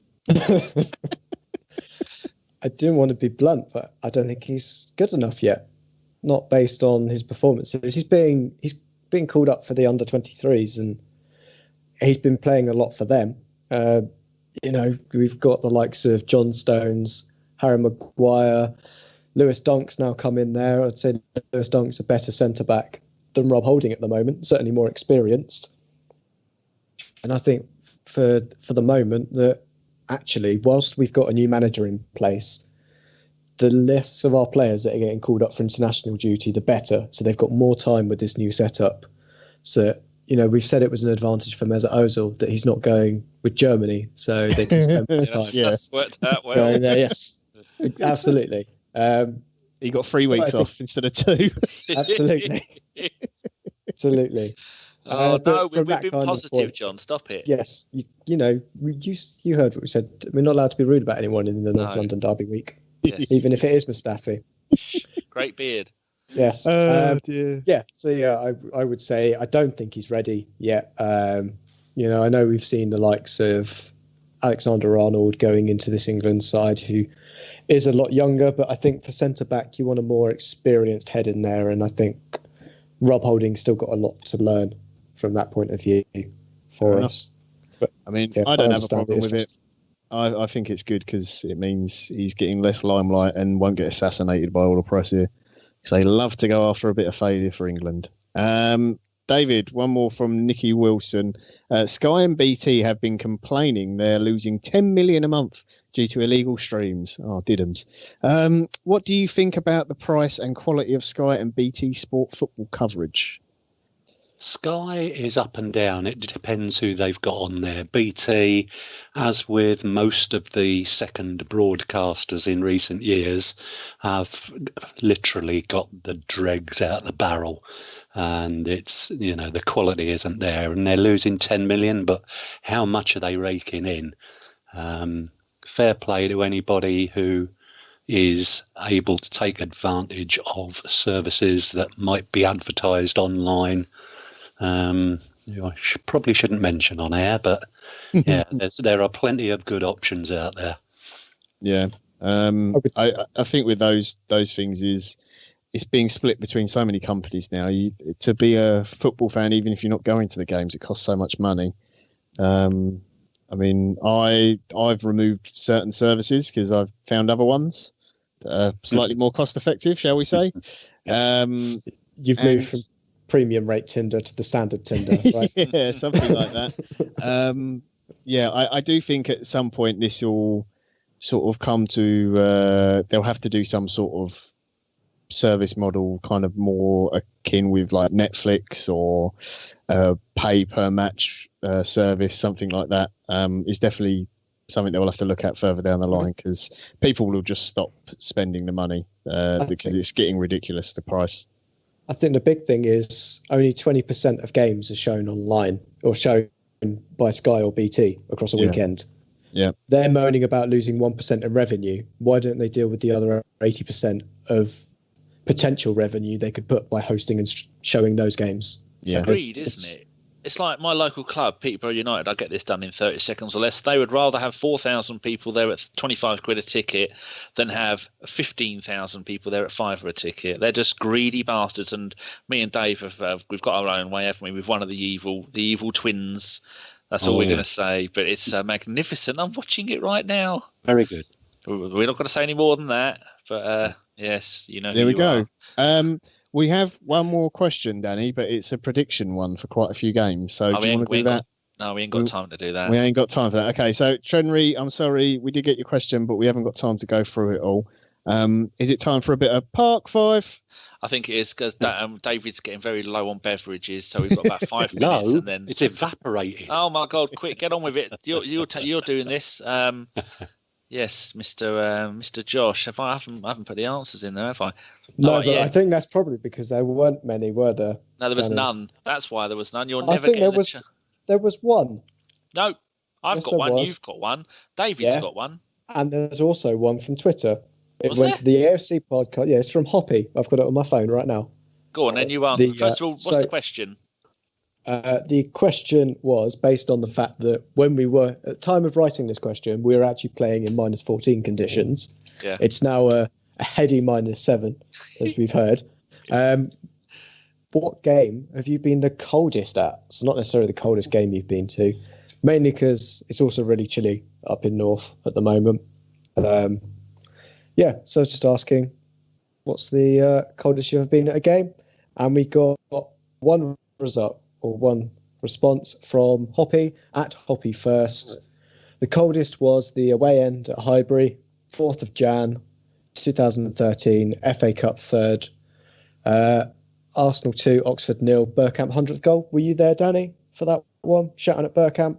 And no idea. He was lighting fags to keep his hands warm. Disgusting creature. Presumably he means cigarettes. Yes. I would hope so, yeah. There again, it was the 80s or 90s. It was 2013. It was slightly different back then. Right. Danny, where was the coldest you've ever been as a man who is perennially cold? I am. The coldest is the 31st of January 1994, FA Cup, Bolton 2, Arsenal 2. Not only had they stuck the wheelchairs next to the dugout, if you'd ever been to Bolton's old ground, the pitch was raised about 4 foot up in the air, so I could barely see the players' feet from where I sat. And I went there with a mate, a West Ham fan, another bloke who I think he might have been a Liverpool fan. We drove up there for the day. My mate Mick Dagger was a Bolton season ticket holder, got us tickets for the game, and I think my eyelids were actually frozen shut. And when we got back in the car, I couldn't drive the car for at least an hour afterwards. I sat there with the heater on, defrosting, and as Mick, being a hard northerner, was sat there in his white fronts with a skiing hat on or something. That is the coldest I have ever been. But we played Wimbledon once at Highbury, and it was around Christmas, and it was 0-0, and it was pissing down with rain. I fell asleep. That's the only that wasn't that one, and I fell asleep at the game. And I was freezing cold, soaking wet, and I just didn't want to be there. So that was the 2 times for me.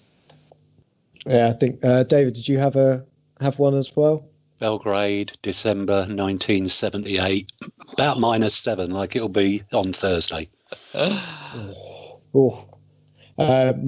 was from at the old Brighton Stadium, the Withdean. If anybody's not seen what the Withdean used to look like or still looks like, give it a nice little Google. It was basically the Athletic Stadium.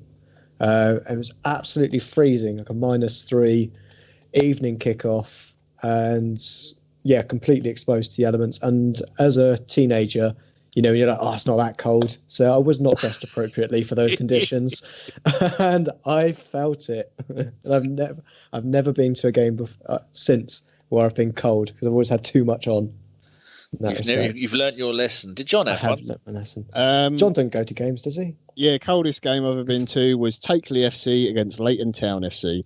Went to go and watch my nephew. Absolutely freezing. because they had 2 stands and there was no sidings at all, no cover. It was in the middle of a field somewhere. It might as well have been the Arctic. It was horrible, and the game was rubbish. My nephew let in like 3 goals as well, so I gave him loads of abuse. That was great. And what's the poll we've got tonight, Josh? The poll is something to do with Mesut Ozil, but yes. I cannot find it at the moment. Do you want to tell him what it was, John, as it was your clever idea to ask this question? I didn't want 2 questions. I thought I'll have a question and a poll. They've ignored the question, but they haven't ignored the poll. Well, just to put it out there, because it's North London Derby week, and it was, we're going to be nice. I didn't actually know Danny was going to put this up as a poll, so I didn't know until we got on the podcast. But I asked as a joke, is the North London Derby too physical for Mesut Ozil to play in? What was the result on the poll, Danny? 95 votes, 23% agree with you, John, that he's too much of a wimp to play, but 73% says no, John is wrong. Hashtag down with the Welsh. Well, there you go. Yes. So, thank you very much for doing that, Josh. The next thing we've got to do is gentlemen's nods. I have got a couple. Has anyone got theirs? Or shall I read mine while you're thinking? I haven't. Or you go and have a little look then, Dave. I should do mine while you lot are thinking. People who donated to the last live show, J-Rob, well, it might have been J-Rod as well, and Yvonne as usual. And so far this month, we have raised £55 from most of it. 95% of that is from donations, and about £3 from all the live shows we've done. So any money that we make up to and including the game which is going to be on Thursday, that'll be the last one. So, but that YouTube do take a load of money off of us, so you're best just going and asking Ellis, which is at Ellis MEHL, and finding his Movember thing, because all the money you donate will then go to him rather than YouTube shaking about 40%. Also, I'd like to say thank you to Mike and Andy. I was on their podcast with Sebi. And the one who did the Photoshop of me in the bath with Mike. And so that's a Gooners podcast. Go and have a look for those. And also I'd like to say hello to Jason Isaacs if he's listening. Anyone got a hello? Yeah, I've got. I was going to do Ellis, but you've already robbed me of that one, Danny. Ellis. So, yeah, scumbag. I've got a shout out. It's for 2 people. It's Ross and our very own Drew, who used to be of this parish. Oh, yes. At Ross Bramble. That's Ross BRAMBLE, and at AFC BVB 1410. They've got a little podcast they do, a thing called the Tactics Pad, and they talk formations and systems, nothing about specific teams, just trends within football and that kind of thing. So if you're into your tactics or positions of players and certain things that are in sort of all the fad now and weren't in the past, then go and give them a listen. It's very good. And it's on YouTube. It is, you have to write this down, people. SCHADENFREUDE 99. So I've listened to the number 3. I listened to the first one. I'm one of 31 subscribers to that. So Schadenfreude. Yeah, typical Ross. Yeah, Ross is smarter than all of us. Yeah. Josh, have you got one? I did, and then John did it. Not another fuck Ellis. Yeah, no, John. John went with Ross and Drew. However, I quickly found mine, so I will shout out to another former hipster who is currently watching a game from behind her sofa. It's Tilana, who's at Coco Litu on Twitter. She's just tweeted, funny how everybody suddenly wants to be a Leon fan. I've put, come on, SM Khan. Are you doing anything special for the 1-year anniversary since the last time Chris could be fucked to do a football hipsters pod? I think we're going out for a drink. Oh, is Chris invited? He won't turn up. David, have you got a gentleman's nod for anyone? Just very quickly, one of these accounts that posts old photographs and things and lots of Arsenal content. It's at Memorabilia Mal. Go along, have a look. There's some tremendous stuff there for all sorts of clubs, but some good stuff for the Arsenal as well. Lovely. Right. Upcoming shows this Thursday. So far, it's me. And this would be a good show because it's just going to be me because no one else is free. I've asked Devon in the USA, he's working. I've asked Mike and Andy. I've asked Craig. I've asked Richard, who Cactus Jack. No, that's not his name, is it? I've asked Cactus Cash. I've asked loads of people. So if you're listening to this and you're not doing anything Thursday, it's their own bloody fault. Everyone with any blood is at work at 5:55. And so they're not going to be able to see it. So unless you want me talking about my cats and my bowel movements for an hour, someone who's been on before, who's got the right equipment, let me know that you're available. And then Sunday, no one's going to miss this. I'm even getting out of bed for it. It's only going to be Mr. Welsh Justice, Mr. Hashtag Tappy Tappy. It's going to be you, John, and it's going to be Carl coming back with an American accent, and he'll have donuts for everybody. And I think that's it. Is there anything else I've forgotten? There's a great podcast that our friend Chimp the Gooner Neil pointed out earlier to Chris. Young Farmers podcast. Apparently, Chris is on it talking about Mbappe. So I'm not sure. I saw that pop up earlier. And the tractor formation. Just that one's a shout out for Chris. You have 2 big ones at the back and 2 small ones at the front. They did. You did mention that Chris's team Lorient got knocked out by a 4th division side in the cup. I wasn't going to mention that. Feeder league got beaten. They are actually farmers. That's people in the side. I haven't drunk anywhere near enough. On that Chris Carpenter crushing bombshell, I shall say thank you very much to my guest tonight. Josh, you've been wonderful. It's been a pleasure as always. Dave, you have been running dry for the last half hour. God knows how you've managed to keep up. Yeah, good stuff. Thanks for the invite and well done, boys. Good show, I think. Cheers. And thank you very much to you, John. And people can hear your dulcet tones again on Sunday as we celebrate a 7-0 win. Yep. All 7 goals scored by Mesut Ozil. It's going to be marvellous. Come on, you boggly-eyed gits. Thank you very much for listening, people. This has been a Bergkamp Wonderland, one of only 792 current Arsenal podcasts. We will see you on Thursday. Hello and welcome to part 2. David has left us. Josh and John are still here. And we may well have just done the extras, so they're going to be at the end of part 2, but they did them beforehand. If that makes any kind of chronological sense, it won't have. Right, we should start off with Koscielny's comeback, John. Yeah, I mean, he played in a game where we conceded 5 goals, so very excited to have him back in our defence. He will he'll struggle to keep up that kind of form in the feeder league when he goes back, the Farmers League when he goes back there. I suppose we did mention it a little bit in the podcast. We were playing Derby County, who are running away with the under-23s league. Don't know how they're doing that when they're a championship side. But we have 2 players sent off. Koscielny went off at half-time when we were 1-0 down. Yeah. And a lot of the usual under-23 players weren't playing because they've been saved for presumably the Europa League. Oh, it's getting a bit feisty in Hoffenheim Shakhtar, sorry. I'd say arguably. I don't think any of the players were playing that night at all. We've had quite a few sendings off. Yes, so we played 5 at the back, Iliev in goal, and the only other names there was Koscielny, Bowl. I think we've got 2 bowlers at the club, or maybe one of them left in the summer. And Bramall played at left back as LLM. No. He started in the middle along with Charlie Gilmore, and then Tyrese Cole was playing on the left wing, and it's a weird formation. And John Jules was playing up front. I mean, John Jules is playing for the under-23s, and he's still only 17, which is quite amazing. And then you look at some of the other players that came on. We had someone on that young man we got from I think he's Latvian. Is he? He's Estonian. We had a 16-year-old goalkeeper on the bench, so that shows you that the game shouldn't really be taken too seriously. So I think we had 0 shots on target. There again, it said they only had 2. How did they do that when they scored 5 goals? Sock away. You need to sort your bloody life out. So there's no real problem with that. So, in that league now we are 6th. We've played the same number of games as everybody else on 16 points.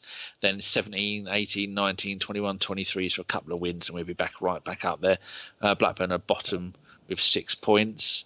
So what's this one here? That is the league table, so that can bugger off. Let's go and have a look at the ladies, cheer ourselves up and see what they were doing. They played Brighton and Hove Albion. Josh, your old hometown. Is it still a secret where you're living up north in your cave? Yeah. Okay, we won't talk about So, Brighton went 1-0 up after the 9th minute. That's the last thing you want to do against Arsenal, ladies. That angered them. So, Maitland-Niles, she scored in 24. Bloodworth, another Dutch woman, scored in 33 with Maitland-Niles assist. Van der Donk, my favourite Arsenal ladies player, she scored in 39 with a Mead assist. And then Mead herself scored in the 80th minute with a Van der Donk assist. So, that's fantastic. We had 4 Dutch players starting. We had a Swiss. We had a couple of Irish, 2 Scottish. Have they scored again? Didn't a Mead assist get Lloris in trouble? Lloris? Did he tweet something naughty? No, Mead, the drink. I wish he'd get Lloris in trouble. I thought automatically you think, was he drink driving on the pitch? Mead is a type of alcohol, Danny. Yeah, I know. The Vikings used to drink it, didn't they? It's honey. Yeah. Yes. Fermented honey. Of course I know what that is. Right, so I don't know where you were going with that, so I'm just going to pretend it didn't happen. I love the fact he still doesn't get the joke and you explained it, Josh. It's great. Yeah, I know. I know, I'm just ignoring you. Mead is not Mead. You've got me saying it now. My team has now got 14 goals in 9 games. Absolutely fantastic. Jordan Nobbs is out for the season, which is she had 9 goals in 8 games, which is a real shame. Which is should hopefully be back for. I think the World Cup is it France this year? The Ladies World Cup next year. Either way, I'll be watching. I know it's somewhere in Europe because the last one was in Canada, and I watched quite a lot of it. And we were really, really good. Actually, it's odd. I support England team when it's the ladies, but not when it's the men. We're top. Yeah, I know. We're top of the league. We're 6 points ahead of Man City in second. We're both unbeaten, but they've drawn 3 games. Move on now to the under-18s. Oh, God. Spurs 3, Arsenal 2. That's all I'm saying about that game. Move on, close that window. Right, the injury situation. Lacazette has slight doubt for Thursday, slight groin strain. Welbeck, seen some nice pictures on Instagram of Welbeck. I think, who was it? Was it Patrice Evra? Sent him a raw chicken. Yeah, nice. Get well soon. Have some. What's that illness you can get from raw chicken? Salmonella. Yeah, rub this all over your foot. Yeah. Happy birthday. Yeah. Monreal has been set back another couple of weeks. They reckon it could be the middle of December before he's back. And Mavropanos, again, middle of December, groin strain. It'd be nice when those two get back because I think we need them. And the only other thing to go over is the George Birds, as usual, done a wonderful write-up of the players out on loan. Christian Bielik played the entire of Charlton's 3-1 win against Bristol Rovers. This is at arsenalyouth.wordpress.com. You can follow him on Twitter. It's JEORGE Bird, BIRD. And he says Reece Nelson was brought on in the 89th minute of Hoffenheim's 3-3 draw against Hertha Berlin. If they could defend more. There's another goal being scored. Who's playing Roma? Madrid. Oh, Roma. Oh, yeah, Real Madrid have scored. It looks like Dennis Wise has scored for Real Madrid from far off. No, I think it wasn't Dennis Wise. Callum Chambers played the full 90 minutes as Fulham beat Southampton 3-2. Come on, the Chambers. Getting ready for his mighty comeback at the Arsenal. Matt Macey played the whole game as Plymouth Argyle beat Fleetwood Town beat themselves. Beat Fleetwood Town 2-1. That's good because they're having a bad season, but apparently he's playing well. David Ospina, he's been binned, John, as Napoli drew 0-0 with Chievo. Chievo? I was reading it. Behave, I got it right the second time. They were playing Atalanta. Yeah. So, any news on him from your connections in Italy, John? I don't know where people think I've got connections in Italy. Make it up. Chris does. I just watch the football. I actually haven't watched it for a couple of weeks. I haven't been able to. Mr. Fife is actually watching more Italian football than I am at the moment. He's very up. Yeah, he's in Italy at the moment. He was at Juve Spal. Yeah. He went to a game, didn't he? But Mr. Fife is very up on his Italian football this season. He's putting me to shame with his knowledge. So he is a fan of Italian football, but he doesn't really have a team, which I thought was quite strange. I thought it was AC Milan, but he said no, he just likes the San Siro. Oh, well, that's even weirder. Anyone like the San Siro? It's a horrible stadium. Takuma Asano, the missing man. What a wonderful phrase. What's that? Takuma Asano. What a wonderful phrase. Oh, dear, oh dear. Hanover lost 4-1 and he didn't play. Oh, they lost to your team, John, the Borussia Mönchengladbach. I can say that as many times as you want. You didn't see the game, did you? No, I didn't see the game, but I'm very pleased with the way they're playing. I'm like, Jesus Christ, Hoffenheim and Shakhtar are kicking the absolute shit out of each other. This is great. Hoffenheim are down to 10 men, sorry. Have they brought on Nielsen yet? No, Reece Nelson isn't come on yet, no. Who's Nielsen? Go down to 10 back. He's the one at a naked gun. Who dug him up and put him in goal. Oh, here we go. A bit of breaking Kalichi Nwakali information. He didn't play at the weekend because Porto B didn't play. Technically, they haven't played all season. I think they've won one game. So that's very, very poor. So, nothing else to say. Josh, did you say that you were going to regale us with one of your wonderful stories about your mug? Or no, it's in the extras thing, wasn't it? Your mug went missing. Oh, we've done that already. We haven't done that. You've done a little foreshadowing there of the extras now. The extras that we recorded before we did this. I think last time we had 3 lots of extras, one before the show, between the 2 parts, and then after the show. And at one point I went, I don't know what I'm doing. Oh, I had another strange encounter, Danny. Oh. You remember last time I was on and I had the strange man on the bus try to sit next to me despite there being all the empty seats. Yeah. And then the strange man come up and talk to me and my friend and start asking us weird questions. This time, I was waiting for a train. A woman came running up to me. Like, has she pissed herself? She's got a pair of jeans on, normal, your normal standard colour pair of jeans, and there's a big wet patch at the front. So I'm trying not to look, but I've noticed it clearly. Yeah, you get ladies all the time meeting you, and they've wet their pants with excitement. But she just come running up to me, and then she just stopped. I've got my headphones on, and she sort of stood there, like right in front of me. So I'm sat there on a bench waiting for the train. I'm like, okay, she clearly wants my attention. Remove my headphones gently, slowly, look up. She just looked down at me. She went, I think I've pissed myself. I was like, oh, that's a shame. There's an information office over there. Maybe you should go and ask them for help. And she went, okay, I'll see if they can do anything about the fact I've pissed myself. And then just ran off. Why was the first place you went with the information office, not the fucking toilet? Not to anywhere other than where he was. I just anywhere that wasn't near me, basically. So I've now decided that basically I can't use public transport anymore because weirdos will always come up and talk to me. No, just stop sitting down. That's the problem. Stand up on public transport and no one ever talks to you. It's very bizarre, yeah, but it keeps happening. I'm getting worried. What we need is a T-shirt with Chris's face on the front of it. They'll go, we know him. He's our leader. I can't find bloody Hoffenheim game. Did you want a Sol Campbell update for our listeners? As it's North London Derby weekend. Yeah. Now, he is officially the manager of Macclesfield Town, as they are rock bottom of League Two. But that might change because they're currently 1-0 up against Exeter. Shut up. I know. I believe, though, it's not just as simple as he got interviewed for it. I believe he's actually paying them. Really? I think that's what Ross had said in our group, that he's agreed to invest in Macclesfield, and in what all he wants back is for them to make him manager. Well, let's hope for all of us yet. So he's paid them compensation for his terrible job he's going to do.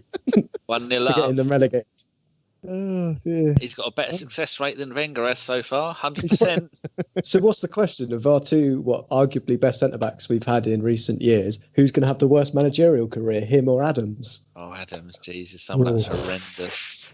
Wickham. Quite impressive, isn't it? He actually had a decent run when he was manager of Portsmouth when Harry Redknapp went off to Spurs. I think it was Spurs he went to. But they beat AC Milan in the UEFA No, they Cup. didn't. They drew. Oh, is it Juventus they beat then?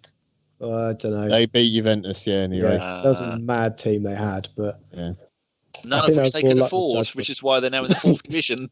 Yes. Or is it a 3rd? Do they get promoted? They're not in League Two anymore. They're in League One. Oh, Macclesfield will stay bottom because they are 5 points adrift. Yes. Win means nothing. Oh, go on, Sol. He's going to start philosophising about football when he gets interviewed. He probably wants to be the mayor of Macclesfield. That's his next step. He's just going to buy Macclesfield. God knows he's got enough money. He has played in that league before for Notts County, didn't he? He went there and was told a pack of lies. He played one game. He Or played one game, game. then came back to us, didn't he? Yeah. Because Sven was manager. Yeah. Of Notts County. They are 22nd, so they're one of his rivals. So see if he can get one over. Well, it worked for Paul Ince. Paul Ince went there about a decade ago, manager of Macclesfield, saved them from relegation, did really well, then went off to MK Dons, and then did really well with those, got the Blackburn job, and they sacked him after 5 minutes. Oh, sorry. Time just hit the crossbar. It's all kicking off in this game. Didn't he get the Blackpool job? Yeah, that was his last job. Because he kept playing his son, and everyone was going, yeah, but Tom's not been in a great bit of form. Why'd you keep picking him? You can't not. That's can't drop the sum. Many combinations of how many players, player, father, son or daughter combinations can you think where he's been the manager and played his son? I can think of 3. Oh God, Johnson, Forrest. Lee, and what's his face? No, don't know that one. Lee Johnson, manager of oh God, what is it? Bristol City. Bristol City manager. His dad is also a manager. Brian Clough. Oh God, there's another one. Yeah. How about? Did Fergie do it? Yes. Yeah, definitely with Darren Ferguson. Oh, he might have played him once. Yeah. Jamie Mike Walker, when he was manager of Everton. Yeah. And he had his. I'm sure he had his. No, actually, that might not be right. Yeah, Jamie Redknapp and Harry Redknapp. At West Ham. And then there was we've done the Paul Ince. We'll get bonus points for Frank Lampard as well, seeing as they always bang on about how they're related. No, you don't get any points for that. Fine. Who else? I was thinking of another one. I'm sure when he was at Everton. Oh no, yeah, Mike Walker was manager. He left Norwich to go to Everton and then did nothing. His son was a Spurs goalkeeper, wasn't he? Oh, Ian Walker. Yeah. That's it. The haircut. Yeah. Go on, Hoffenheim. Oh, you shit. I'm sure there was another Arsene one. Wenger and Squillaci, because that's got to be the only reason he ever played for us. Or Sylvester, for that matter. God, dear. Name any French terrible player we've had and just say he was Arsene Wenger's son. Oh. We could go for the rest of the night. I've got another one. Ron Atkinson and Dalian Atkinson. I did not know his son played football. No, they're slightly different shades, but he used to refer to him as his son because they had the same surname. Oh, right. Aston Villa. So, exactly the same as mine and Squillaci then. God, I had 3 in my head and now I forgot who they were. I know Ian Wright played in the same game as Sean Wright-Phillips. They played against each other. One for City, one for Forest, yeah. Oh, that's pretty cool. I'm sure there must be more. It probably is. There's probably a lot in around Europe that we don't know of. But I'm sure there's a ton in Syria. Oh, Zidane. Zidane and Zidane's son, yeah, but yeah, one as a sub, didn't he? Yeah, played his son. Paolo Maldini. Played both of them, actually. Paolo Maldini and was it Cesar Maldini, his dad? Cesare. Cesare, that's it. I don't know whether he was manager. I think it was this for Italy. Oh, for Italy, maybe, yeah. Yeah. I know it's like 3 generations, might be 4 generations now of Maldini's have played for Milan. Yeah, I know it's definitely 3. Yeah. Yeah, that's annoying me now. I can't remember the other one. There was a really good tweet going around earlier. This is worth for the listeners. I retweeted it, so other people have retweeted it. Oh, come on, here it is. I'm going to get it in a minute. No, that was about Ashley Cole. Oh, here we go. From @DF_Arsenal. Since Arsenal last lost a game, Lukaku has gone. Fraudkaka has gone 11 weeks without scoring a goal for United. Real Madrid have lost 6 games. We've had 3 international breaks. Neymar and Mbappe have scored 27 goals combined, and they should have in brackets that Torreira has had them both. Harry Kane has dived 25 times, and Spurs' stadium is still not ready. Have you seen that Twitter account that says Spurs Stadium, is it built yet? Oh yeah, just every day just answers no.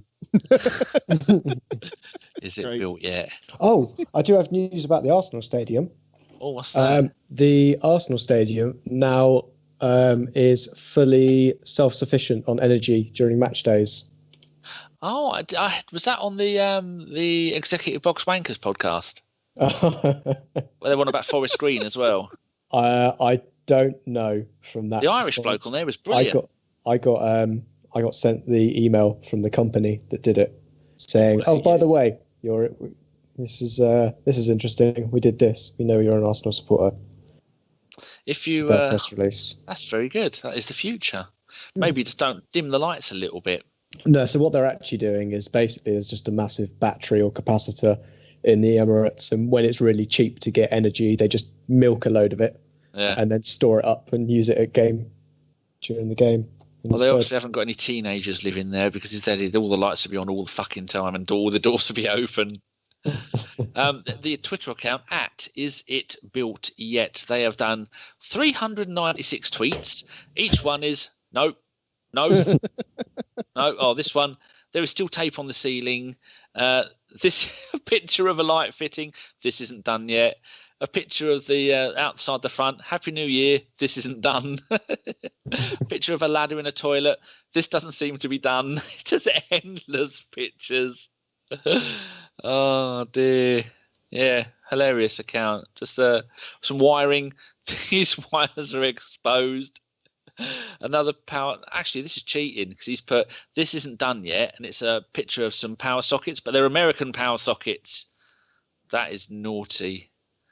This one, there's a hole in the floor. Oh, I think there's some shenanigans going on there. I don't think they realise the piano hasn't been assembled yet.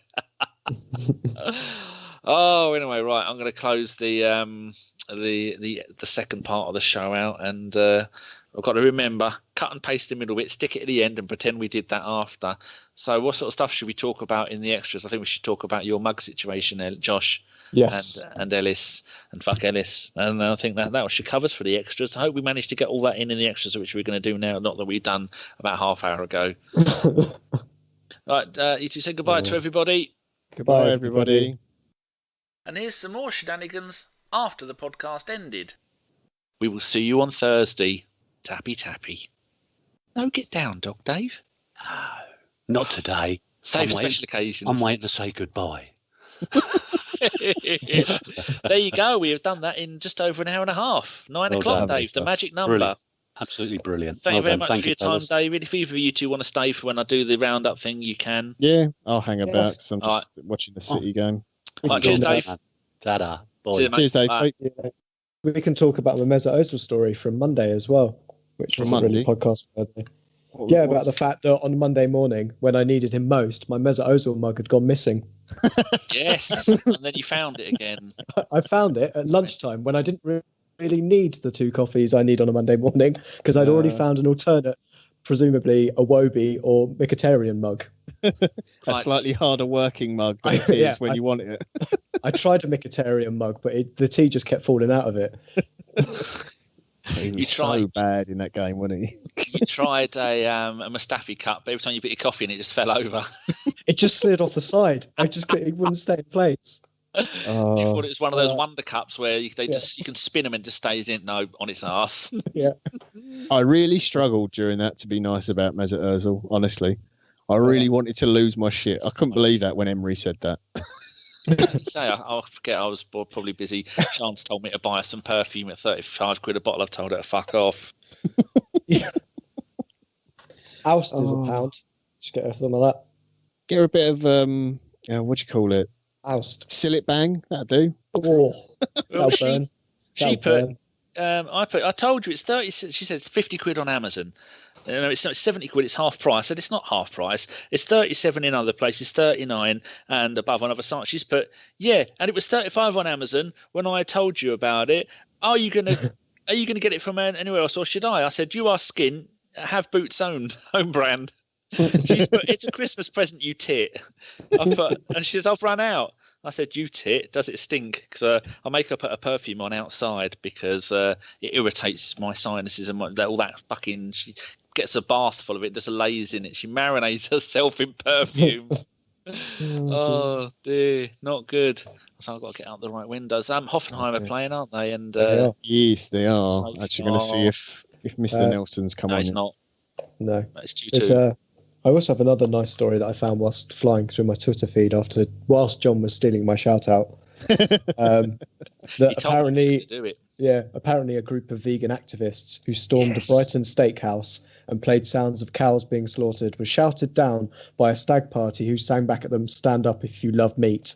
And what makes it better is one of them in the stag party was a midget dressed as an Oompa Loompa. You can't write that. That's one. You wouldn't get that on Vic and Bob when they're back at the weekend. Oh, I can't wait for them to be back. I was watching a real old one where he had jet black hair and Bob had hair, and Ulrika didn't have a 4 foot long neck. And they just have no. That was Shooting Stars. No, but I did watch one where the man, what's the end of the stick? And then he actually showed him, and it was a picture of his kids that he'd kidnapped. You get a youth to watch that, and they will go, "What the fuck is this?" I love it. My parents wouldn't let me watch me.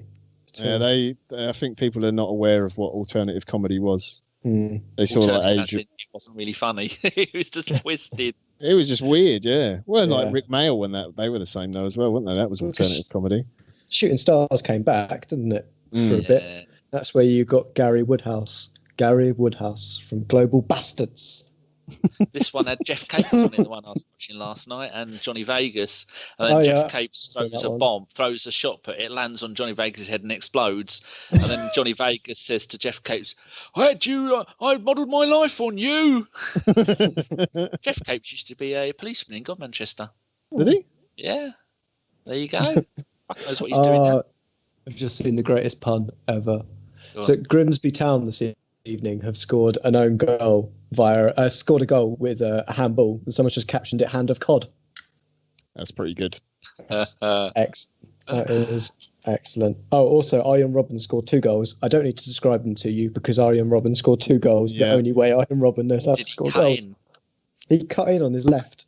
No, that's all he does. Shut up. Yeah, he was on the right, cutting on his left.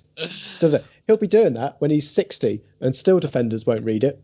He'll be playing that walking foot. He's been playing walking football for the last decade. He's nicking a living. They're against the Bundesliga, Farmers League. Oh, I feel sorry for all those young wingers that have gone to go and try and get a place, and Ribery and Robben are still on the wings with their Zimmer frames. It's quite incredible. I have no idea how Leon haven't scored in this game. I was chances. I turned it off. Yeah, that one with is it Fekir still there? Was he injured? Yeah, he's still there. Yeah, started. I got the Hoffenheim game on now. Zellerlem played for the under-23s. Started the game. He's back. It's on. It's back on. Back on. Is it bollocks? He might play. He might be physical enough to play for Mesut Ozil's not available though. 350 grand a week or whatever it is. Oh, can't play against Bournemouth. Jesus Christ. Could be worse. Could be on 400 grand a week and can't play young boys. Yeah, I think Man United fans are happy he's not playing. No, that's the difference. Leon have scored. Oh, have they? Yeah. I switched games. I must have missed it. I'm watching the thing, the highlights thing. Oh, the goals. This could well have been the last time they played. No, it says Leon 1, Man City 0.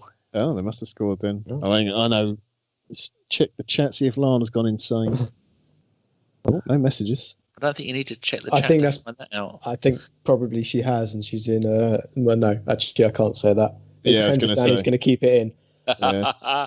Don't fuck with Lana. She'll find you and kill you. She might have collapsed in excitement, maybe. Yeah. In a pool of her own juices. She was basting a chicken. Right. I think we should move on. And what? Sorry. No, don't. You're self-censoring. That means you need to stop. No. I was just saying Fellaini lost his mascot, if anyone's seen that video. His head? No, his mascot. So Fellaini's walking out in the Champions League as all the other players have all got their mascot, and Fellaini's just looking around because he's lost it. Presumably elbowed it into the stands. But... He'll find it again when it comes to the corner. Dear. Sorry, you want to go through the youth teams, don't you? And yes, the women. I'm going to start this and say it's the... Oh, yeah, Leon, Cornet. Right, here we go for the part 2.